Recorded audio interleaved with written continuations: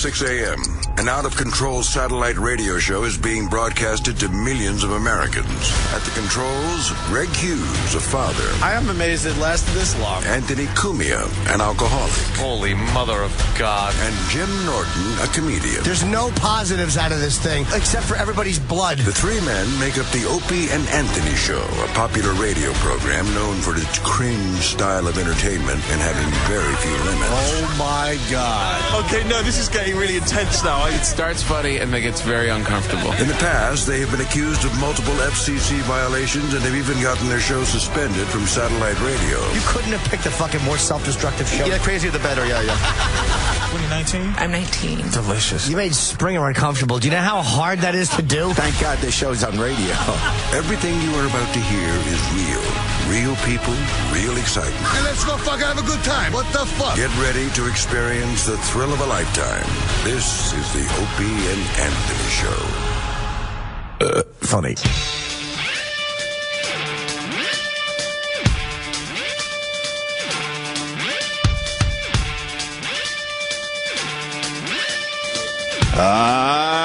Morning. Hi, everybody. Jimmy's back! Jimmy Norton. Yes, I am. Hi. You were in Bigfoot country. I was in Portland, yeah, and I went to bed last night at 10:30 because I was so tired from the flight. I woke up at 2:30 in the morning. I'm not meant to sleep. What are you doing? I'm on West Coast time. It was like a nap. Oh, are you refreshed? No. No. I kept lying in bed thinking, I can't breathe. Okay. You're suffocating. It was a horrendous. Oh, God. Right back to normal. Okay. Thank you to Portland. Very small crowds. Not a draw in Portland, but man, were they fucking hot. Oh, good. really? Literally, it's like the helium was so good. It's like I would film something in that fucking room. They really appreciated the comedy, huh? Wow. Unbelievable. The crowds that were there were amazing. Very good. cool. So How's Kid Chris, our old pal? he's great, man. It was good to see him. He was well. He actually texted me on my old phone I happen to have with me, and he's like, "Hey, man, I'd love to see you in Portland." I didn't even know he was out there, but he's doing great, and it's like one of the few terrestrial shows that's like a small company owns it, and you can still have a good time so on you it. could have some fun It was with fucking that. fun, man. Yeah, it was like doing his show 8 years ago or 10 years ago in Sacramento when I used to Oh, do it. It wow. felt the same. Very good. So yeah, he's doing good. I'm He says hello. glad he landed on his feet, and he's doing well. Yeah. What about the Bigfoot thing? Is it all over the place out there? I I've didn't never hear been one to mention Portland. of it. I didn't know that it was fucking. I thought it was like Chicago or like weather-wise. But they had like an inch of snow, and they're like, "Oh, weather permitting, we'll get out there." Like, what are you doing, you faggots? Just fucking take a toothbrush and there's nothing on the ground. Yeah, what else do you have to do but clean up your stupid snow? They don't get snow out there. They don't get cold weather. It's like they get it down to like 40. Portland doesn't get snow. No, I thought that they would have been like they're like, no, You would think they would get something. nothing. Very But cool. they were nice people, and Cincinnati was lovely, you know. Oh, fuck, that's... Yeah. We haven't seen you since Dude, Cincinnati? I've been gone, and because of the day off, and because there's no fucking afternoon flights anymore out to anywhere. You have to fly out the night before the morning of. Yeah. Right. I was in L.A. and then I went that? to Portland. So you were in L.A., Cincinnati, and Portland. yeah. And Guess then- what? We were here the whole fucking time. Yeah. It was great. I missed it though. I like being gone for a day or two, but I really missed this. I don't like being away. I fucking missed the gig, man. I really do. Like I would hate to not have this gig. I think you start getting edgy. Like, Itchy. Gotta get back. back on there. Gotta get a mic in front of me. Gotta You're not get back. talking. You're talking with your friends, but you're not coming on here no matter what you want. Like today, we'll talk about the Oscars or whatever. Yeah. Who else am I going to talk about? With my girlfriend who talks too loud at 3 in the morning? Oh, what was Nothing. she doing? Just talks loud. She doesn't mean to. Why was she up Loud at 3, talker. too? I get up and she get up at 4:30 and whatever. And she's dropping N-bombs. It's like, we have to live here. What are you doing? Jesus Christ. That's hysterical. It's literally, it's like she's like Edward Norton with tits. It's like, what are you doing? Who's she dropping N-bombs at? Whoever. Anybody who fits that mold. Right. Didn't matter what reason. I understand. Like, do you understand he was chairman of the Joint Chiefs at one point? Just loud. But she's not being angry. She just talks loud. That's really funny, man. Oh, God. Just wandering around. Fantastic. And they're talking about Lady Gaga and the song that's obviously the Madonna ripoff, and she's just loud about it. And she's like, and she just starts fucking. I'm like, all right, I got it. It's fucking 5 o'clock. You're screaming. Fucking maniac. I got it. Yeah. We're not even mad at her. She's not yelling at me. She's just Right. talking. She talks loud, huh? She fucking and then just stares at you, waiting for a response. And it's the middle of the night, right? Dude, it's fucking You just wanna literally. chill. I was at 2:30. I finally get up at 4:30. Yeah. And she's like, "You can't sleep," and I wanted to go out and have some coffee and an apple by myself, but that wasn't meant to be. Oh, no. No, it was fine, just chatting. It was nice actually. But What a horrible middle of the night snack. Coffee and an apple. Oh, my God, What's right? wrong with you? I'm like, what will ruin my breath and make me shit at the same time? Aha. Fuck. Dude, I was so annoyed. I couldn't. There's nothing worse than not being able to go back to sleep. Cause I went for heart tests. I was fucking. I literally thought I had a valve fucked up because I'm not getting the blood's not leaving my lungs fast enough. There's something wrong. And what do they say? I didn't talk to her yet, but she still left me a message. She said it looks pretty normal. Did you go to my lady? I don't know. You said her. Probably, yes. She's Near our heavy old lady joint? with glasses. Yeah. Yeah. She's very nice. I wanted to leave as soon as I went in there because, like he just said, I went to get my heart checked as well, and the lady checking it is fat. Yeah. It's like, hey, I'm wait like, a you're minute. not taking care of your heart. Why am I here? Why don't you pop up on this fucking thing and check yourself out? It has to be this. She's It is the same person. Okay, That she's ghoul of really an nice. assistant she has. Yeah, what's he about? He's like, okay, lie back, lie on your side. He sounds like every awful lawyer who does a commercial for himself. Have you been injured? Did your heart stop? Call the lady I work for because she did it. He's a fucking ghoul, and he gives you nothing. And what did he put on those? What do they call those things? Those suction things? The electrode thing. Yeah. Oh, yeah. But he puts them on really like carefully, and there's like a little more to it than He might have than handled you want. differently. Oh, really? Yeah, I have a boy. lot of side fat. You don't. I was like a fucking 4 in that room. You were probably 8.5 to him. And he's Sometimes like- they just all go like, chikung, chikung, chikung, Yeah. No, chikung, he was carefully putting them on my Place body, them on- and, yeah. and then he's like, "Oh wait, I have to redo this one. And he's Take redoing them. I'm like, pictures of the time we put on the electrode. but she's fat. I'm like, God. Did you do the I did the I did the whole thing. cardiogram or like echogram, I think it's called, where you lay there Yeah. and they do a sonogram. So I'm like, how's it look? He's like, the doctor will explain everything. I'm like, thank you, but you're here. Don't you know what you're doing? Yeah, No, man. you know what the good and bad looks like? The tech people enjoy you panicking. 'cause- I don't think they're allowed to really tell you. Well, yeah, you're right. You're 100% Yeah. right. But most of them are cool enough to go, I'm not allowed to, but they Yeah. give you the look like, don't worry about it, you're cool. But some of these people go, oh, the doctor will let you know. And then you start thinking crazy things. He's like, you think, well, he would have said something if I was all right. So obviously something is drastically wrong, and I'm going to find out any moment now. I like when there's like anything where they go like, Yeah, You're like, yeah. and then They they're do that like, on and then purpose. they go like, what? They go, no, I got a loose cable here. Yeah. And it's like, no, you fuck, you don't go. Yeah. You go, there's a loose cable here. I think they love the power trip. Yeah. They're in a position where they know you're panicking, Yes. and they really get into it. Did you get the? Because I have a leaky valve, but she said it's pretty normal. It's nothing serious. But I got the the little backup action? a teeny bit. Yeah. Yeah, that's more common than you realize. I think I got a little of that too. Yeah, she said it was okay. It was nothing, but they wanted to make sure there was nothing. And I haven't gone into detail, but they give you they shoot you with radiation for the, and then you do a distress test, which I did very well on. But then they give you a card because you have to go through airport security when you go. And they're like, in case you set off a machine. Oh. You have to show them this fucking flimsy card that nobody would believe. Oh, really? That What does it happened look to like? me. A dumb library card? It's exactly or something? that somebody has written and circled something. Yeah. Call us. Who Yeah. are you? Great. Yeah, that fucking happened to me when I was going through customs. I forgot where I was going to something, but I just had like one of those Thailand? barium stress tests. It was Thailand, I remember. Poor little lad's mouth was radioactive. his little hiney. Oh, you're making my feeling hurt. Wherever that was from. Yeah, so yeah, that happened, and the customs guy went. He goes, I walked up and something started beeping, and he picks it up and reset it. He goes, "Have you had a barium stress test recently?" I was like, "Oh yeah," and then I'm looking like, how the fuck did they get that info? Yeah, that's crazy. Like, what has he got written down on that sheet? Yeah. And he's like, "Yeah, it's setting off the radiation thing." It's like, oh, that's healthy. That's yeah. You don't want to know That's you're great. ever. I'm radioactive. Well, they right. told me don't hold any babies for like 24 hours. Like, don't be around small babies. Oh, Uncle Paul. They did.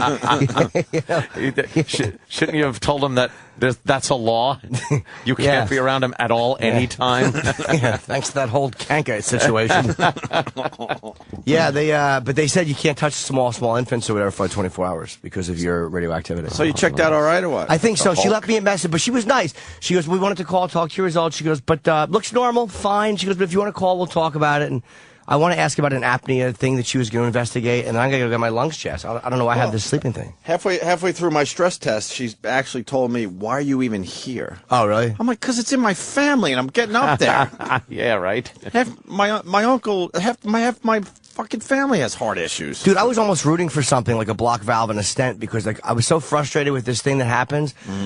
That would have explained what it is. That would have been like, oh, okay, this was blocked and now I'm good. But now I have to go for more tests and figure out what it is. You don't want any of your shit blocked ever. If I that's- guess not, no. If that's psychological, what are you going to do? Just it will be a lot easier to realize that there's nothing physically wrong. Yeah, with me. yeah. That's true. You want to go to a meditation class? I certainly don't. No.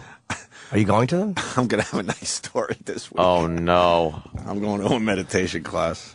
I'm trying to get this fucking anger out of my fucking Wow, body. you're going to a meditation class, huh? Yeah. Oh, okay. So Do you just sit there and om? I have fucking no idea, and it's a beginner class. I'm like, what? A beginner class? Aren't they the same class? How could there How be could an it be advanced, advanced sitting? advanced class where you just concentrate on your breathing? Come on. It's advanced sitting and doing nothing. Exactly. I don't know. It's either going to be really boring for the radio or I might have a story. We'll see. What happened? No, I'm just looking at Mike Tyson. Oh. Well, Jimmy's back and we're very happy. Portland Yes, was sirree. a Yes, success. sirree, Bob. Portland was okay. I wish there was more people.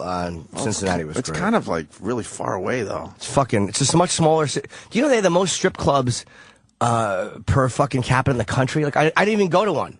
Oh, you should have just to see what it's all about. Ooh, really? I know. Yeah, I just couldn't though. I'm like, it just sets We me had off. That sets me It really off. does, especially in a bad place. one of the hottest strippers we ever had on the show came from Portland. I never forgot her, although I forgot her name. Portland, Oregon. Yeah, and she was starting. Portland, Maine. Do you remember that girl? Oh, E-Rock's not here because a Mayo truck fucking crashed on the highway. Oh, God, did you hear that story? Yeah, Everybody was tweeting it, going like, oh, hey, guys, did you hear this? And I clicked the link, and I'm like, oh, this story again. A lot of people are going to be disappointed that E-Rock's not here for a beating. Yeah, why isn't Iraq here right after a Mayo truck fucking overturns and spills mayo all over the street? All over the fucking highway or whatever. Where is he? Is he okay? Tired from cleaning it up. Okay. Yeah, he's With Tired from his with his tongue. Yeah. Fat kid. He can't talk. His tongue is raw. But a girl with some nice big natural ones used to do our show at NEW. She was one of the local. She danced at I can't remember where anymore. Portland. And then she was moving back to Portland. We have Car Crash Comedy this Friday too, right? Yes, we do. Okay, I'm actually looking forward to that. And we're going to do we're finally doing Deadliest Snatch too. A week Yep. from Friday, I do. Oh, believe. good. We'll be talking about that this week. We need a few more Oh, fuck, I'll be gone. contestants. And I think we got like $2,000. Yeah. Is that not counting the money we decided to pop in? I don't know. We decided to chip in some cash. That's including ours? yeah. Fuck. I was hoping I didn't have to actually fucking, get the money. I thought that would motivate other people to, Yeah, to come forward and To go, come no, forward. you don't have to give the money. We got it. Right. We'll take care of it. We'll get, Steven Singer or something to foot the well. bill. Well, I got to tell you, I stayed up all night and stayed up all night for the Oh, yeah. Oscars, and I don't know why I did. Well, the Oscars themselves sucked monkey ass. Absolutely. But there's a phenomenon happening today that is just amazing. It is Twitter, and it has turned every big worldwide event into Mystery Science Theater. Right. Where you're able to, this is the closest you're going to get to sitting in a room watching an event with genuinely funny celebrities and comics and laughing your ass off at everybody blurting shit out. It's fucking hysterical. Travis gave me a heads up. And everybody else, I guess all other 5 people that follow Travis, gave us all a heads up. He goes, you gotta fucking follow Norm Macdonald. Norm is killing. So I'm like, all right, I like Norm. I click on there and I'm following him. This motherfucker was tweeting every few seconds, and everything was hilarious. He was beyond funny. Because you read it in Norm's voice. Right. So whereas somebody else could have tweeted the same thing, it wouldn't have been as funny. When Norm was tweeting it, you picture that Norm cadence and delivery and stuff. It was some of the funniest shit I've ever read at an event like that. I was crying. He absolutely became the king of live tweeting last night. Yeah. I mean, he raised the fucking bar. Because then you tweeted you're checking out Norm Macdonald, so then I'm like, okay, I'm going to check out Norm Macdonald. Yeah. And he made me put my phone down for a while. Like, how the fuck do I compete with this shit? To compete with that, you just keep fucking tugging away. Click, click, click. Right. Hoping something sticks on the damn comedy wall. Something's got to be funny. Right. It was, but you get people that are like, yeah, I was following a few people, and just funny shit. Yeah, it was great. It was funny. I had people like, I have a follow. The follow feature, but and if you don't want to follow people all the time, you could just chase them around for a little while, right? And Norm was fucking great. I had Kevin Smith on. Kevin Smith was doing it pretty straight though, right? He was giving like the inside which kind of thing, which was a good. Which was a good another angle. Yeah, everybody doesn't have to. You get a few different looks, right? Ripping everybody apart, yeah, like vultures. Norm was hysterical. Absolutely, that was cute. I don't even know if you do it justice by reading any of his tweets. No, because it was unfortunately it was right at the moment. Although his last tweet, it was after I signed off. He said, "You guys were the 83rd best hosts ever." 83rd. He was hammering when hair plugs met Sally. Yeah, when Billy Crystal walked out. I was just like, if he starts singing, I'm going to shoot my television. Mm-hmm. He just presented. But in a weird way, a lot of people were so happy to see Billy Crystal on that stage. Sure. No joke, because Anne Hathaway and James Franco sucked a bag of dick. How could they not be terrible? They were knew they'd be horrendous. It was so utterly bad, and I felt bad for Anne Hathaway. She was like trying her best. She was standing on her head. Right. She was trying her best to get something going. Yeah. James Franco, to me, in my humble opinion, looked fucking stoned out of his gourd. I believe he was on something. It looked like he was on something. His eyes were constantly shut. When he did barely open them, they were glassy as hell. But where do you get high? Not all eyes are on you because you're the host of the show and you're doing interviews in the red carpet. Where the fuck do you go? Well, there are pills. There's a lot of or maybe downtime. They threw a pill in him. There's a lot of downtime. You go to the bathroom. You fucking whatever you need to do. I think he was scared.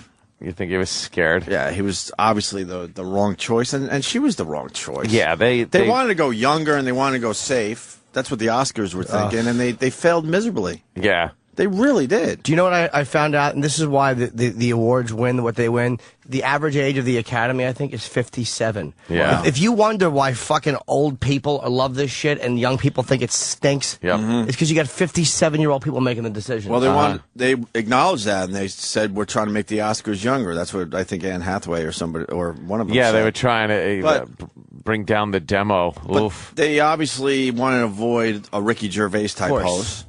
These two. There was only one joke about the celebrities themselves, and it was a Charlie Sheen joke. Of course. Look out. Which is the easiest joke to make in that position. It's so safe at this point, right? Who's going to be offended? Charlie Sheen's not even going to be offended by someone making fun of him. No. You knew they'd be terrible. They should have had him come out and do like a cameo. Yeah. There was a moment in the Open where they did some Inception thing with Alec Baldwin. Yeah. And I thought, how great would the spin be where they were never going to be the host? Oh, and then all of a sudden Alec Baldwin goes, no, that was a dream. You're not hosting the fucking Oscars. And then he walks out. And he hosts. That would have been, well, that would be just too crazy for Hollywood, though, right? And no one would have been able to keep that secret. But everybody would be talking about how, wow, they pulled a fast one on everyone. And it was actually Alec Baldwin the whole time that was hosting. James Franco couldn't read off the teleprompter. He couldn't fucking...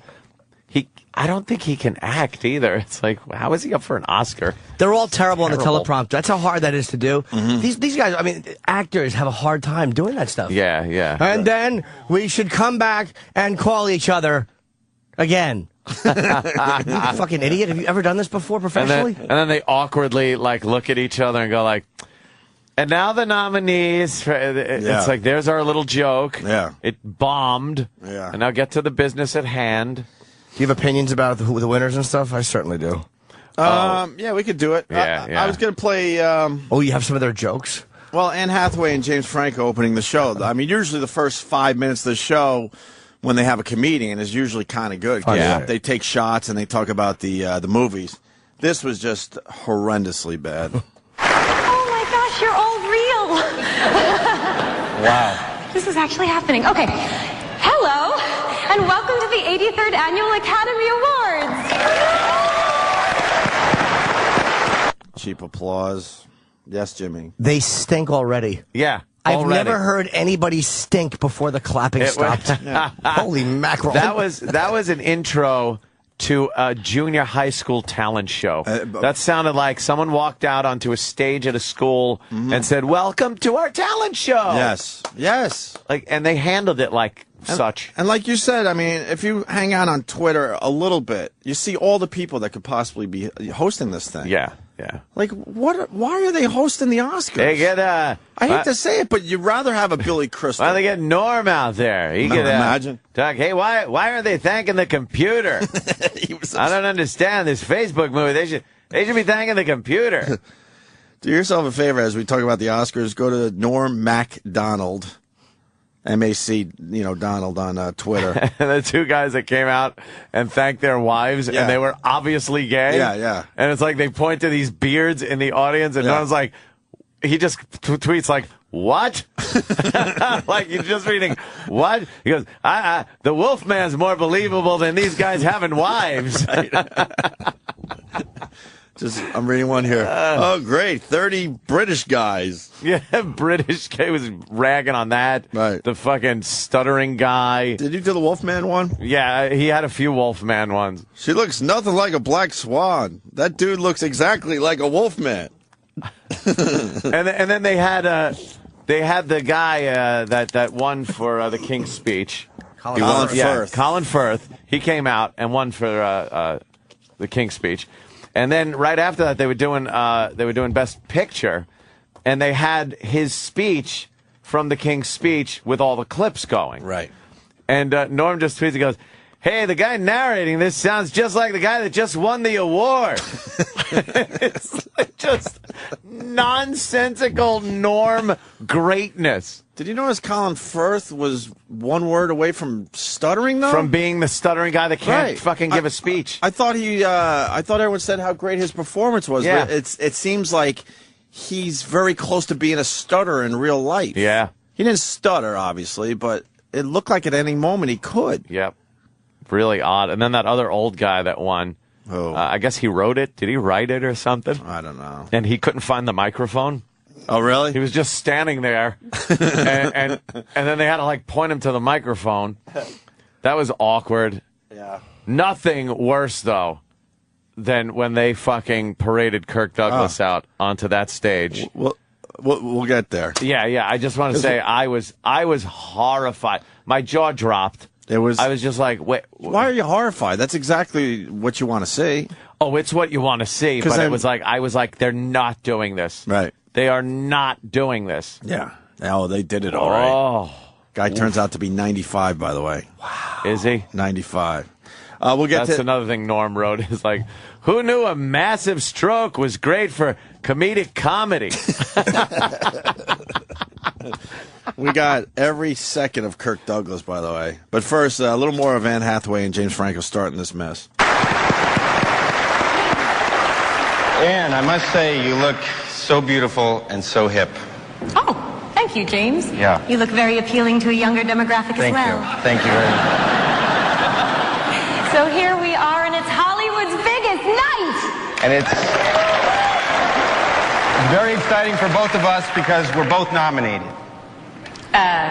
Actually, James, I'm not nominated tonight. Oh, come on, Anne, don't be so modest. No, I'm not modest. I'm just not nominated. You know, All right.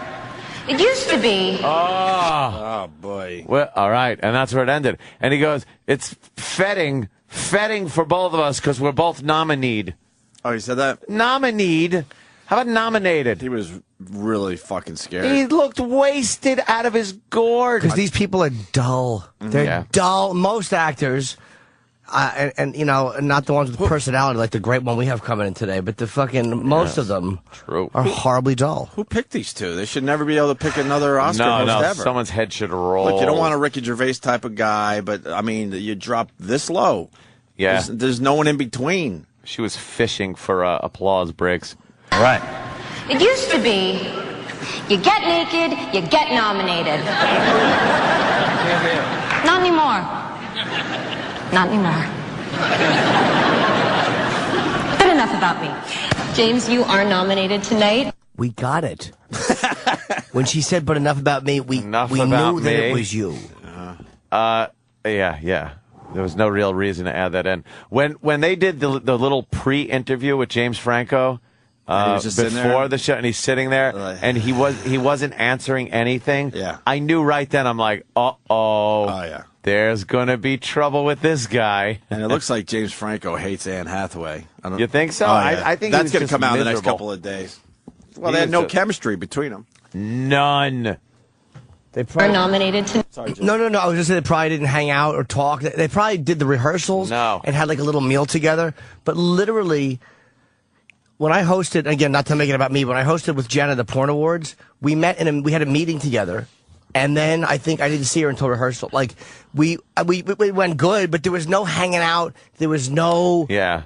And it was like the same with the other person I hosted. It's like you should probably hang out a little bit so you get a cadence with each other. That was a mistake I made. Or at least find two people that know each other very well. Right. Yeah, something. They were just, obviously, they're just two fucking separate entities put together. It was absolutely terrible. You are nominated tonight for Best Actor. Your first nomination. Tell us, are you nervous? No. Come on, you must want to win a little bit. I mean, I don't know. I mean, what do you get if you win? You get an Oscar.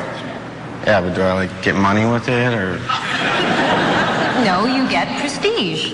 For the rest of your life, everyone will refer to you as Academy Award winner James Franco. What do you mean, everyone? Like even my mom? That'd be weird if my mom called me Academy Award winner James Franco. I've known her a long time. He said Academy. He's slurring. These bombing idiots. Oh, God. That's like me at the cellar working on material. Oh, shit. They're fucking horrible. They are really. They were incredibly bad. We would have all taken a Billy Crystal song at this point, right? Oh, slow down. Him singing about all the nominees. It's terrific when he does that. Oh, we're here at the Oscars. Doing his black guy impression. When he walked out on that stage, I was like, no. I thought it was going to be like a I'm here for the Oscars. Oh, I hate Billy Crystal. Do you? Yes. I don't find him entertaining. Is he too He had a swanky? humorous anecdote about Bob Hope. Yeah, and then the Oscars decide to do a little something with Bob Hope to show how great an Oscar host could be. Yeah. That was smart. So they had a podium set up, right? And then there was this like kind of screen that you couldn't see. It was like So a then hologram. A hologram of Bob Hope comes on. Kind of creepy. And he starts. That's what I said. I didn't know Bob Hope was a Sith Lord. Yeah, because he looked like he was beaming in a message, and he's killing. Dead Bob Hope was killing. How many times did he? Because I know Billy hosted it 8 times. 18. He hosted 18 of them? 18 times. Yep. Oh, Bob my Hope. God. Yeah. See, that's smart though. Back in the You get old comfortable with Hollywood the guy. days. And then he intros the next two presenters. Who was doing the Bob Hope impression, or did they splice some Oh shit? no, that sounded awful. It did, right? Yeah. Wow, I It didn't was know. like, Jude Law. Yeah. It wasn't Bob Hope. They should have had him host the whole fucking thing then. Yeah. A hologram Bob Hope was way better than James Franco and Anne Hathaway. Oh, definitely. I'd watch it. I've known her a long time. Is your mom here tonight? I think, yeah, she's somewhere. My mom's here too. Hi, Mom. Hi. My mom, everybody. You look so beautiful, Mom. Oh, thank you, honey. Annie, honey. Yeah? Stand up straight. Mr. Steven Spielberg's here, honey. Really, Mom? In front of a billion people? You're gonna do that? I'm sorry. Okay, thank you. I take the note, Mommy. Take the mom. Please sit down. My grandma's here too. How am I doing, Grandma?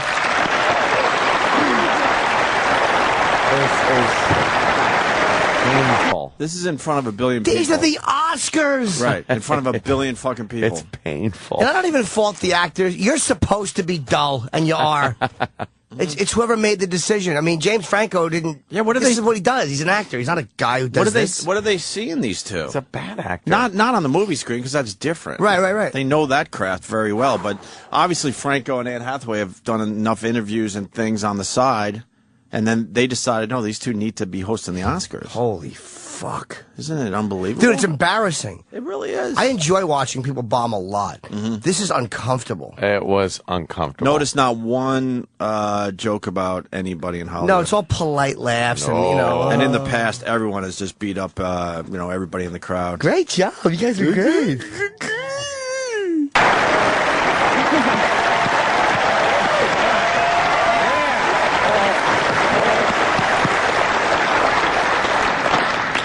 I just saw Marky Mark.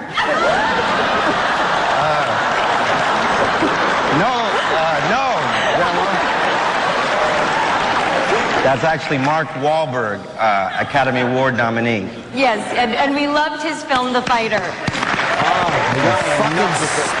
All right, it's been such a great year for big studio pictures, tiny independent films. And it's been a great year for lesbians. That's right. Not just in general, but in movies. The kids are all right. Lesbians. Black Swan.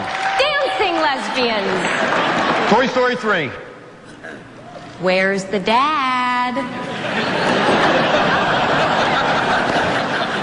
Tonight we will honor the great films and talents of the past year and also occasionally look back at some of the best movies in Oscar history. Let's begin with one of the most enduring and beloved films of the last century, a classic from 1939 that remains a classic today. That's it. That's all. fucking- That's all we're gonna play for this. Heinous. It only got worse. It's. And then at one point he comes out in a dress. Yeah, what?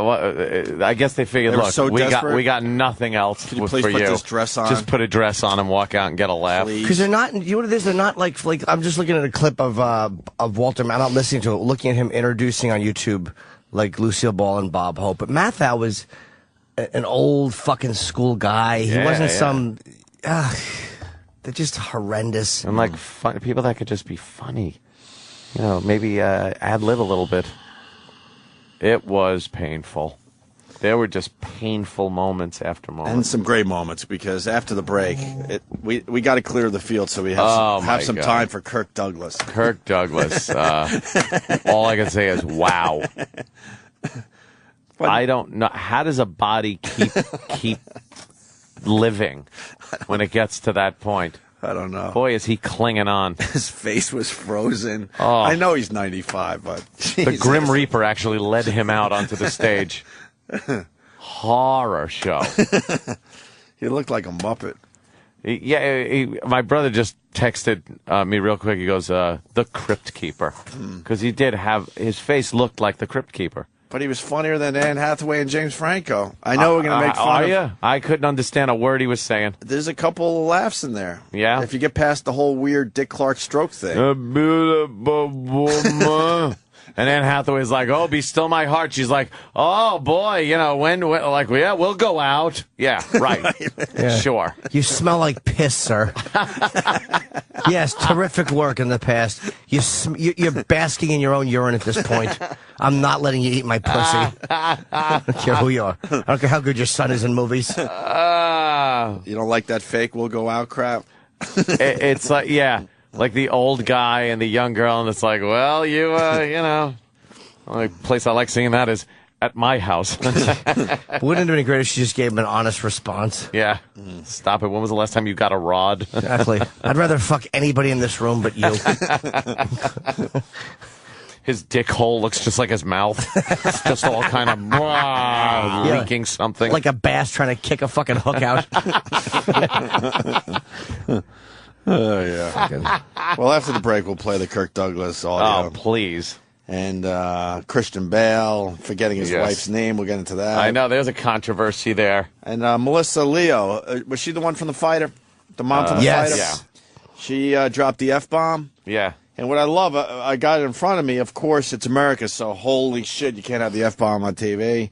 We got the British version of the Oscars where they're like, fuck. They just let it fly? Yes, of course, because they're not uptight over there. Yeah. They know that saying fuck on TV is not going to stop the world. Well, the show itself is British. It's the whole Oscars Right. have just turned. They give the awards to British people all the time. That's all that wins anymore. No black people this year. Really? Where? No black people up for awards. Oh. Were there any movies that were... I couldn't think of any one that I thought should have been, literally. We all knew Mushmouth would get it.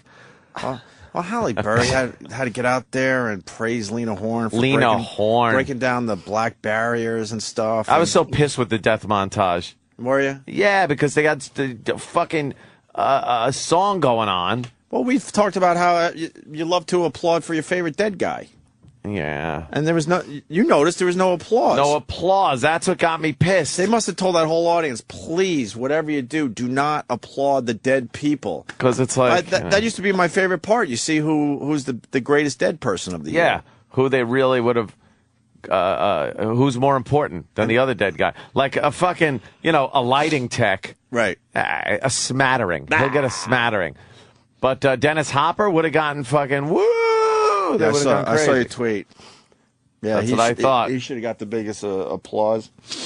And then they got Celine Dion singing that Smile song. Celine Dion singing. Which is the most depressing song ever. It's Yeah. like, it's already depressing in a way because they're going for that moment, and then they have her. It's like, okay, what? If we all cry, will you stop this nonsense? Smile, though your heart is breaking. And then Norm tweets, should we really be smiling? And then he also tweeted, these people are dead, but she's alive? Talking about Celine Dion. Yeah. It was great. And then Lena Horne was the special dead person. Lena Horne. She didn't make the montage because the montage was over. Then Halle Berry comes out to praise Lena Horne for breaking down the barriers. Yeah. And Halle Berry's half white, first of all, and Jewish. Yep. And Lena Horne is barely black, too. When they played that black and white footage of Lena Horne, she was genuinely pale. Right. She was white. She broke down the barrier for people that are sort of black. Right. That's what I tweeted. She didn't break down the door for black people. She broke down No. the door for people that are sort of black. Not like Sidney Poitier. You don't got a ton of precious broads out there because Yes. Lena Horne broke down the barrier, right? Yep. You got the ones that are comfortable for white people to look at. Yeah. That's a fact, though. Right? Oh, hell yeah. I'm just looking at the, it says, was host James Franco awkward, nervous, or just stoned? That is the story everyone's running with on I wouldn't the go with blogs awkward. and- Yeah, they should go scared, though. Scared. Was he scared? He absolutely was scared. He was a little petrified. He was When petrified, and maybe he took a little something to try to relax the nerves. Those writers, by the way, they should find who wrote their stuff, and they literally should have their writing hands put through a buzzsaw. That fucking weak, corny shit. Hi, Mom, sit down, Grandma. The writers were shot by the network firing squad. Yeah. Were there even any writers? You have to wonder. Yeah, did they just bail? Of course there were, but, I mean, really? Who wants to put their name behind those jokes? That was terrible. All right, when Wow. we get back in, let's do the Kirk Douglas Oh, yeah. and other things. We had a busy show, man. We should do a Really busy. What? Kirk or Dick. Should be a game. Kirk or Dick. Not a bad idea. Because I couldn't tell the difference sometimes. Do we have the latest Dick Clark audio laying around somewhere? You might be able to tell by the crowd yelling, though, behind Dick Clark. It'll be, yeah. But I want to just compare the two to see who's doing a little better. See what happens. Yeah. At least Kirk has an excuse. He's 95. Oh, my God. Who gets that contract? Not many of us. But the past few years have not been good ones. You're 95, but it's not like he's fucking, I think he leveled off since he turned 80. Just kind of leveled off. Wow. Can I say one thing? So I'm looking at a clip. Bob Hope, Bogart, Bing, and Cary Grant and Brando. And it's funny when old people write stuff about like the old days of TV. Some of the comments on the YouTube, real classic, when TV was real. Yeah, that's when it was real. Leave It to Beaver and My Favorite Martian. You know, it's like TV can stink, but I'm also tired of people glorifying the old days when not one real subject was fucking touched. Watching that fucking 4-3 piece of shit television. TV's more real now than it's ever been. I mean, with reality TV, like it or not, it's a lot more realistic than fucking what it used to be. Yeah. Sure. That's my whole statement. Although the Real sitcoms stars. Although the sitcoms suck. Most of them do, yeah. Yeah. All right, we'll break, do some Kirk Douglas and other stuff after this. The Opie and Anthony Show proudly presents Oscar Moments. Memorable scenes from Academy Award-nominated films. And now, here's Oscar. Nominated for 8 Academy Awards, including Performance by an Actor in a Leading Role, Directing, and Best Picture. The Social Network. Presented by Patrice O'Neill and Rich Voss. Let me rephrase this. I sent my client 16 emails. The first 15, you didn't raise any concerns. Is that a question? In the 16th email, you raised concern about the site's functionality. Were you leading them on for 6 weeks? Or something? No. Then why didn't you raise any of these concerns before? It's raining. I'm sorry? It just started raining. Mr. Zuckerberg, do I have your full attention? No. Do you think I deserve it? What? Do you think I deserve your full attention? I had to swear an oath before we began this deposition. Oh, wait, hold on. I had to swear an oath before we began this. Look, I had to swear an oath. I had to swear an oath before we began this deposition. I had to swear an oath before we began this deposition, and I don't want to perjure myself, so I have the legal obligation to say no. Okay, no. You don't think I deserve your full attention? I think if your clients want to sit on my shoulders and call themselves tall, they have a right to give it a try. But there's no requirement for me to enjoy sitting here listening to people lie. You have part of my attention, you have the minimum amount, and the rest of my attention is back at the office of Facebook, where my colleagues and I are doing things that no one in this room, including and especially your clients, are intelligently or creatively capable of doing. Did I adequately answer your condescending question? Now, go fuck yourself. Stay tuned for more Oscar Moments. Presented by the Opie and Anthony Show. The Virus. Sirius XM. This is the Opie and Anthony Show. Trent Reznor wins an Oscar last night. Wow. That's kind of strange, huh? Yeah. I mean, obviously, the music in Social Network was great. You remember Trent as the 9 Inch Nails guy. The I want to fuck you like an animal guy, right? Talk about fisting and shit, fist fuck. And there he is in a suit and going up there and accepting an award like he's Hollywood royalty. Kind of looked a little corporate. He certainly did. But you know what? Good for him. I hate this song, even though I know it's. I've never gotten to 9 Inch Nails. 9 Inch Nails, they have some good songs. I know, they're very popular. I just never. Yeah, this was good shit. What does the Drudge Report have there, Jimmy? We're doing our little Oscars wrap up here. It's like one of the headlines is actress drops F-bomb on broadcast TV at 8:45. And it's like, I like Drudge, but I'm kind of tired of them trying to make news. Yeah. And it's like, you know what? That's not news. And she didn't drop the F-bomb officially. They got it. Oh, they got it? Of course they got it. At 8:45, like... They got it. All you heard was like a little shock after the beep. It's really like old lady website Drudge at this point. Stop trying to create and make news. This is what he's talking about. Okay. Yeah, I am kind of speechless. Golly sakes, there's people up there, too.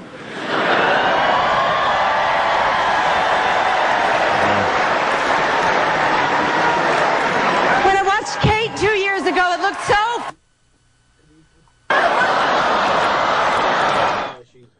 See, they just fucking cut it out. Yeah. That's Drudge. No one dropped doing? an F-bomb.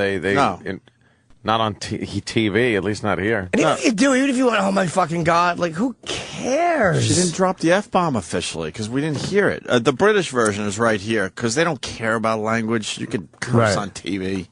Okay. Yeah, I am kind of speechless. Golly sakes, there's people up there, too.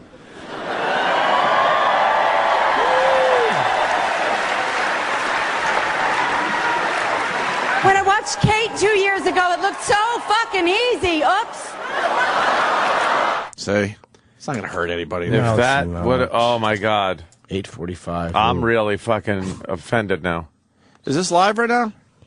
Or taped or whatever? For 8 years, and I could like take a few shots back. I didn't know you were Get going back to the Oscars in a take your little second. ball and go Charlie home Sheen. and punish everybody in the process. But it's Sheen's character that has come into question time and time Smokes again. wherever he wants. The one thing Oh, yeah. I'm finding about you is that you seem really nice. You seem like you love your children. Yeah, man, I'm the nicest guy you want to meet. But then you hear about this violent side. Yeah, it's obvious. This When you is drink, are these women making this up, yeah, or is this yeah, really happening? exactly. Tell I know us, what you mean. what really happened in that house in Aspen? What really happened in that hotel room in New York City? Can't do that right here because that means I have to expose people, and regardless of what tomfoolery or skullduggery they rolled in with, I can't do that. I don't roll Skullduggery. people. Were you not a violent? rat. No, I was not.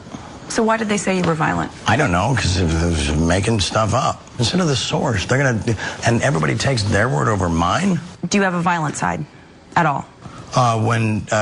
Today, when it's needed to protect my family, absolutely. And it's unlike anything you'll ever see. Are there any drugs in this house? To my best knowledge, no. No drugs in the house right now? Not that I know about. If I know about them, I'll find them and throw them away. It's not a big deal. Ooh, drugs in the house. What about the people who supply you with drugs? Are they out of your life? Again, I cannot speak about things that are sort of, Discriminating?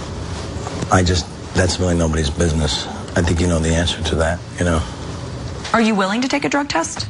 Sure, you got a cup. I mean, I got nothing to hide.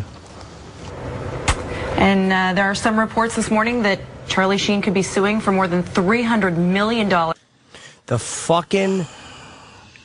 It's unwatchable. They had Sheen interview exclusive in front of his face during the entire interview. Yeah. While he's talking, you could see from his nose up. Yeah. These his mouth. lazy motherfuckers in television. Laugh with people off the set, which I presume to be... Wow, he doesn't look good at all. That's terrible. He looks horrendous. Dude, you're watching it, and Yeah, they're I know. advertising themselves is in the guy's face. Yeah. Who the fuck runs network television? It's horrendous. Here's a little more. This is their family. It may be unconventional, but showing it video. seems to work for them. He calls them the goddesses? The goddesses, he calls them his wedge. They're a huge part of his life. They were approving everything and going over everything with him and, just really there for him. Okay, well, you're going to have a lot more later in our next half hour, also on 2020, tomorrow night, a special edition. And in that next half hour...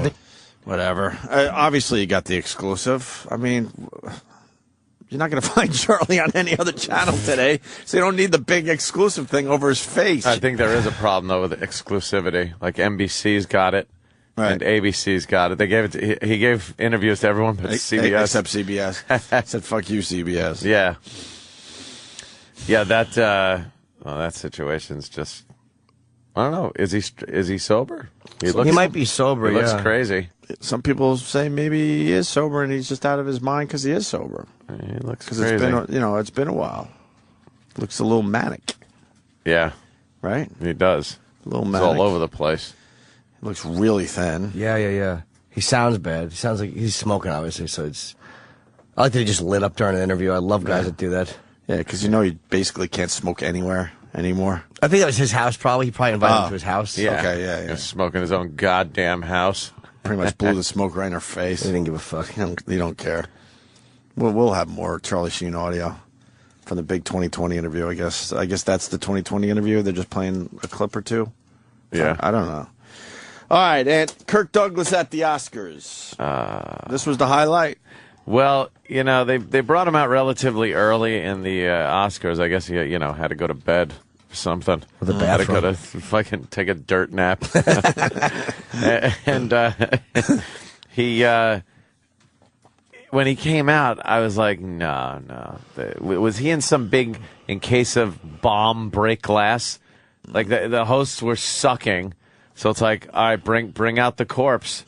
Let him walk out. He had a little cane. Yeah, When they said Kirk Douglas, I was like, no.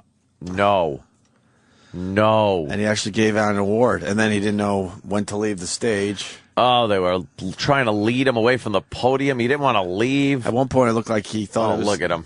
At one point, it looked like he thought it was his own birthday party or something. Yeah. They were all there for him or something. And then the poor dumb nominees are sitting there waiting for him to open the envelope and say something, and he just kept going, "Oh, wait a minute, hold on," and then he keeps talking, and they're just like, "Announce this fucking thing already." Exactly. Oh, it looks terrible. The clips they're showing just look terrible. Of what? They did a little Oscars. montage of some of the silly things James Franco and Anne Hathaway were doing. Oh, just awful. How god awful. Charming. They were charming. They were terrific. Some of the awards annoyed me too. Who they gave them to? Yeah. Fucking King's Speech. I think Firth was great. Editing. Best Picture. Did you see? Oh, sure. Yeah. Best Picture. Come on. We got it. You beat the odds. Cunt, you were the king. Oscar loves when you beat the odds, though. Fucking. Of course that movie was going to win. I thought Inception was weird, but that should have got Best Screenplay over. How the fuck did The King's Speech get Best Original Screenplay? That annoyed me so much. It was just a story of a guy who couldn't say his PH words or whatever the fuck it was, and then he talks. Mumbles McGillicuddy. Exactly. And it wasn't important in history because we never really heard of this guy until this year. I mean, sure, some of you historians out there, but the average schmoes, we didn't know this guy. It wasn't important enough for us to know about him. Oh, well done film, but come on, Best Director, stop it. There weren't a lot of great films this year, though, when it comes down to it. Black Swan was really weird. It was good. I thought Natalie Portman deserved it. She was fucking fantastic. She was a shoo-in, as they say. Yeah, that was great. They knew she was going to win. She was truly nuts in that fucking movie, man. All shot with close-up. Aronofsky shot that so weird. Yeah. It was like, it almost wanted you to feel crazy and claustrophobic because every shot was in close-up. Yeah, that's a style, to make you feel very uncomfortable. Yeah. And Mila Kunis. Oh, she was great. Hot. Yeah. Andy, hot. Mila Kunis, hot. She's really hot, but she has like negative ass. Like Oh, it goes, no. It goes Oh, really? in. Yeah, it's she really awful. doesn't It's have an fucking ass terrible. at all. I used to be into her until I saw that. None It's like, ass. That took you out of it? Oh, completely. I know you're an ass man. Completely. You like the ass. I'm a big fan of that Winter's Bone chick now. The Yeah. blonde in the red dress. I got to tell you, that Scarlett Johansson Still up there? still right up there. She had the hair like she just got out of bed. Yeah, she had some messy hair. She messed it up for the Oscars. Yeah, she had some messy hair. She had that nice dress that you could kind of see through. Hey, if you had sex with Hilary Swank, would you be considered gay at this point? Yeah. You would, right? Yeah, that's okay. I that's just want to get that out there. definitely. Because we were all looking at her and going, what the fuck, man? But she has great traps. I wonder what exercise she's doing. I could use some better traps. What the fuck is that? That Yeah. is no ass. That's her no ass. Oh, that's Mila terrible. Kunis and her no ass. And you no could ass tell, and a small ass. Small and flat. You could tell there's nothing there. Like her back goes that's straight weird. into her ass, her lower back. And her fucking shorts are just hanging there. Yeah. Right. They're like boxer shorts that are hanging. They don't know what to do. No, they're- There's nothing to cling to. Fill up this area right there. Yeah, she's got to you fill gotta- that up, right? She should take a dump in her pants to fill up that bottom area that's It missing. would look better. She looked like she was going to have a boob pop out at any moment last night, though. With She was that. wearing those nippy guards. Yeah. Those flowery Yeah, things that was that nice. chicks stick on their nips. She's pretty hot, though, Danny. Come on. Oh, of course. I'm not saying like I wouldn't fucking hit it. Her but I face mean, is ridiculous. It would always bother me that she didn't She have an looks ass. Yeah. Like if me now was with Mila, like and Mila Kunis was still Mila Kunis, I would still be like, what she's going on? Is that her sort of showing boob? Second row down? Second picture? Yeah. Let me see. No, that. but no, she's Oh, no. great. Yeah, it was deceiving. That's She was. I mean, look, I Flush-colored bra. saw her in person when they did that Family Guy at Carnegie, and she was smoking hot. Yeah. Smoking. Was she good in Black hotter- Swan? I don't even know. I didn't see. I didn't see Black Swan. She was sexy as fucking hell in Black Swan. Mila Really? Kunis was very sexy in that Really? movie. She was great, too. All right, we're stalling. Here's Kirk Douglas from last night. God. Thank you. Thank you very much. And I want to thank James. Thank you. He looks much better out of the cave. And I want to thank Miss Hathaway. I thank you. Hathaway? Who wants to thank Miss Hathaway? Well, Aim Funko and Miss Attaway. They look much better in the cave. What was he saying? I don't know if it was a Batman joke. No, he looks much better out of the cave because he was in that right. 27 hours. Right. All right. Yeah, okay. So that was where that came from. All right. Well, he's killing with those jokes. I thank you. She's gorgeous. Wow. Where were you when I was making pictures? Pictures. She was 20 years away from being born. Making pictures. What would you have done with her anyway? Yeah, really. Fucked her mouth in the trailer. Look at her and drop dead. Where were you when I was making pictures? Frankenstein. Why do they have to cart him out? I know. Can't they just mail him an award and say thanks? He didn't even get an award. He didn't get an award. He was What out did there he do? just presenting. He presented something. Like any schlub. Yeah. He took someone's spot. Oh. Let's go to transgender. I have something to confess. Oh, I just shit I myself. love telling this woman, and I'm crazy about beautiful woman. All right. I'll give $20 to anyone that could tell me what he just said. No problem. I like something woman. I'm crazy about Something? beautiful women. Yeah, yeah. And what annoys me is Anne Hathaway is fanning herself in the back. Yeah, like she's got the vapors. Which probably just means that his shit fumes are hitting her. He fucking... I bet you right now he has liquid shit dripping into his fucking older gentleman socks. His actually...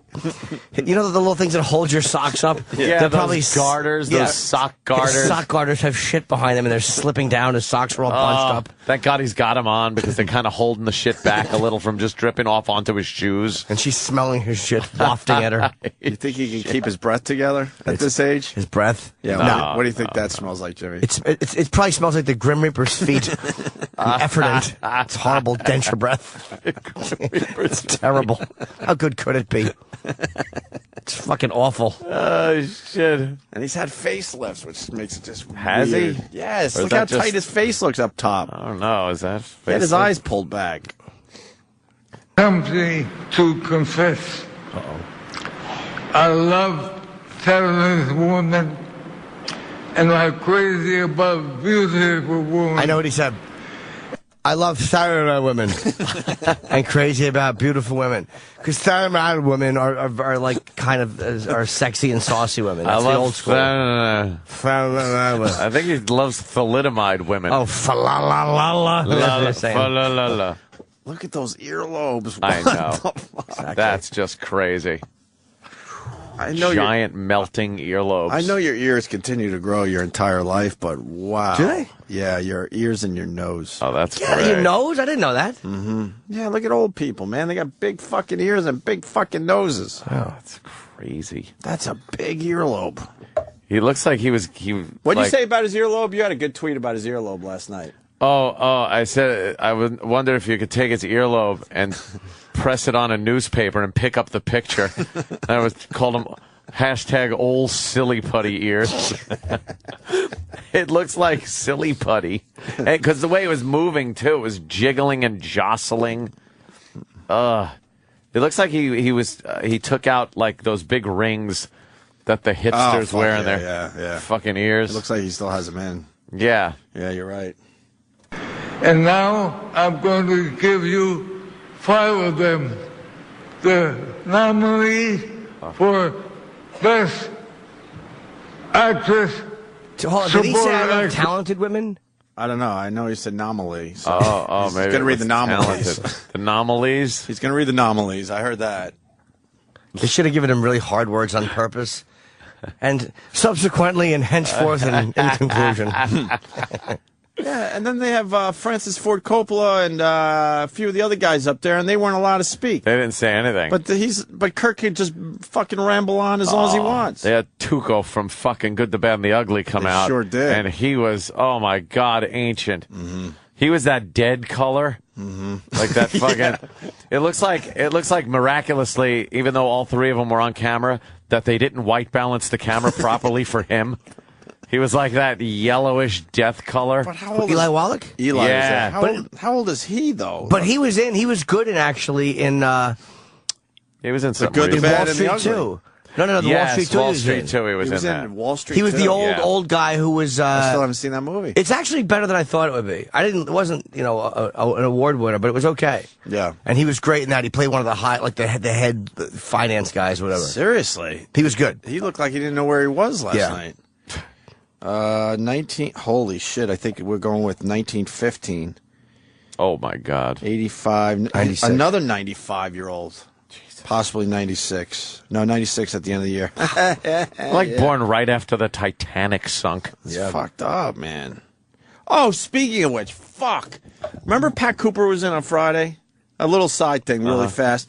And remember he was talking about how when he was 14, he was banging a 50-year-old? Yeah. And it's one of his regrets because he told his friends in the neighborhood and she had to move? Yeah. Someone after the show, and I wish we fucking thought about this while Pat was in here. We were talking to a guy that banged a woman that was born in the 1800s. Someone did the math after the show, and his tweet blew me away. I'm like, holy shit. Because he was 14 and he's 82, right? Right. So that's 68 years ago, and she was 50 at the time. All right, so what year were we talking? Well, I she think was born? he said on the show that it was in the 40s. Yeah. She was born in the 80s, 90s.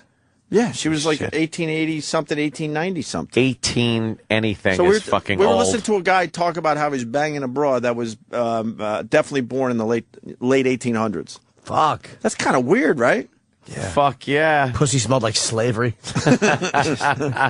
Mint juleps and sad people. But maybe his math doesn't add up because he said in the 40s, but he's 82. Well, I don't know. I'll do the math during the break and make sure it's accurate. More Kirk Douglas. The nominee for Best Actress, Supporting Actress Award. Right here they are.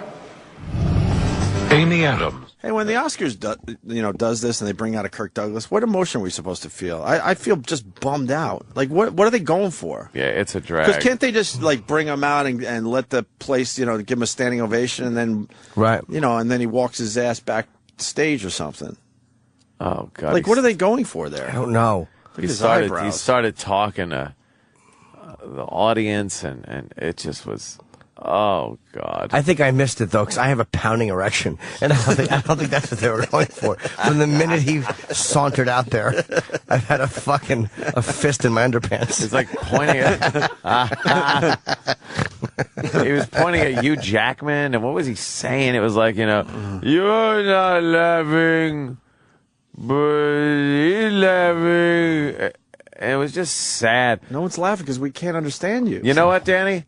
Pop up Kirk Douglas from an old movie that he was in, and let's compare. Why are you doing this? Because why? Because I want to see what fucking Father Time does to We people. all know what Father Time does. Let's hear him talking like Kirk Douglas did.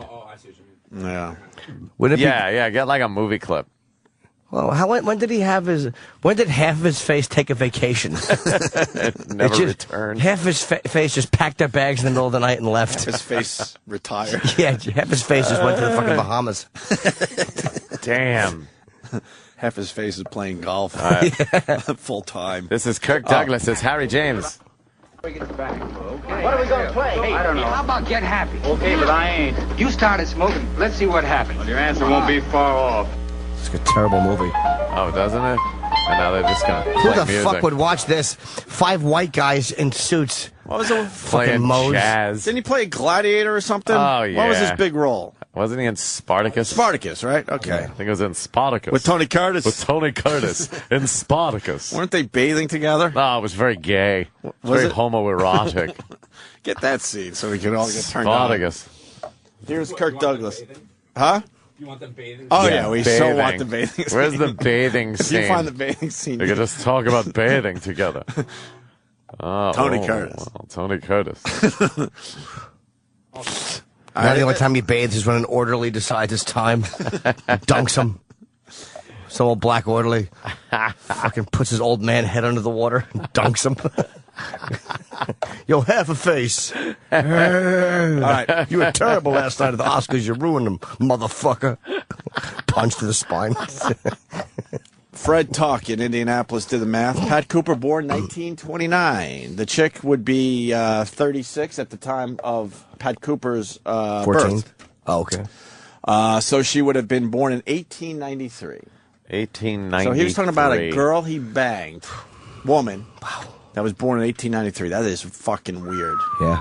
That is really strange. Her asshole smelled like Lincoln's top hat. Fucking wooden dentures. First time she ever got splinters was in Washington. Ate her asshole. Why? I'm back for an hour. It's already there. Why not? I know, but why can't I just grow up, because change? It's It's good shit. Asshole eating splinter jokes. Boo. All right, here's Kirk doing some material before announcing the winner. You know, now is the moment that we are all waiting for. And he dies. Yeah. Hugh Jackman is laughing. I don't know why everybody in Australia thinks I'm funny. Colin Firth I know is why not everyone in laughing. Australia thinks he's funny, because half his face went down under. It's just mean. You couldn't wait, though. Would that be great if Hugh Jackman said, "No, I'm just laughing because no one understands what you're saying." Yeah, you old fuck. Yeah, you said nominees. It's nominees. Nominees. How about this? If you can't say nominees, you don't present an award. They should have tested him with fucking backstage, and every time he got it wrong, they step on his foot really hard. Hit him with a cattle prod. Yeah, right in his old knees. His knees have fucking turkey neck.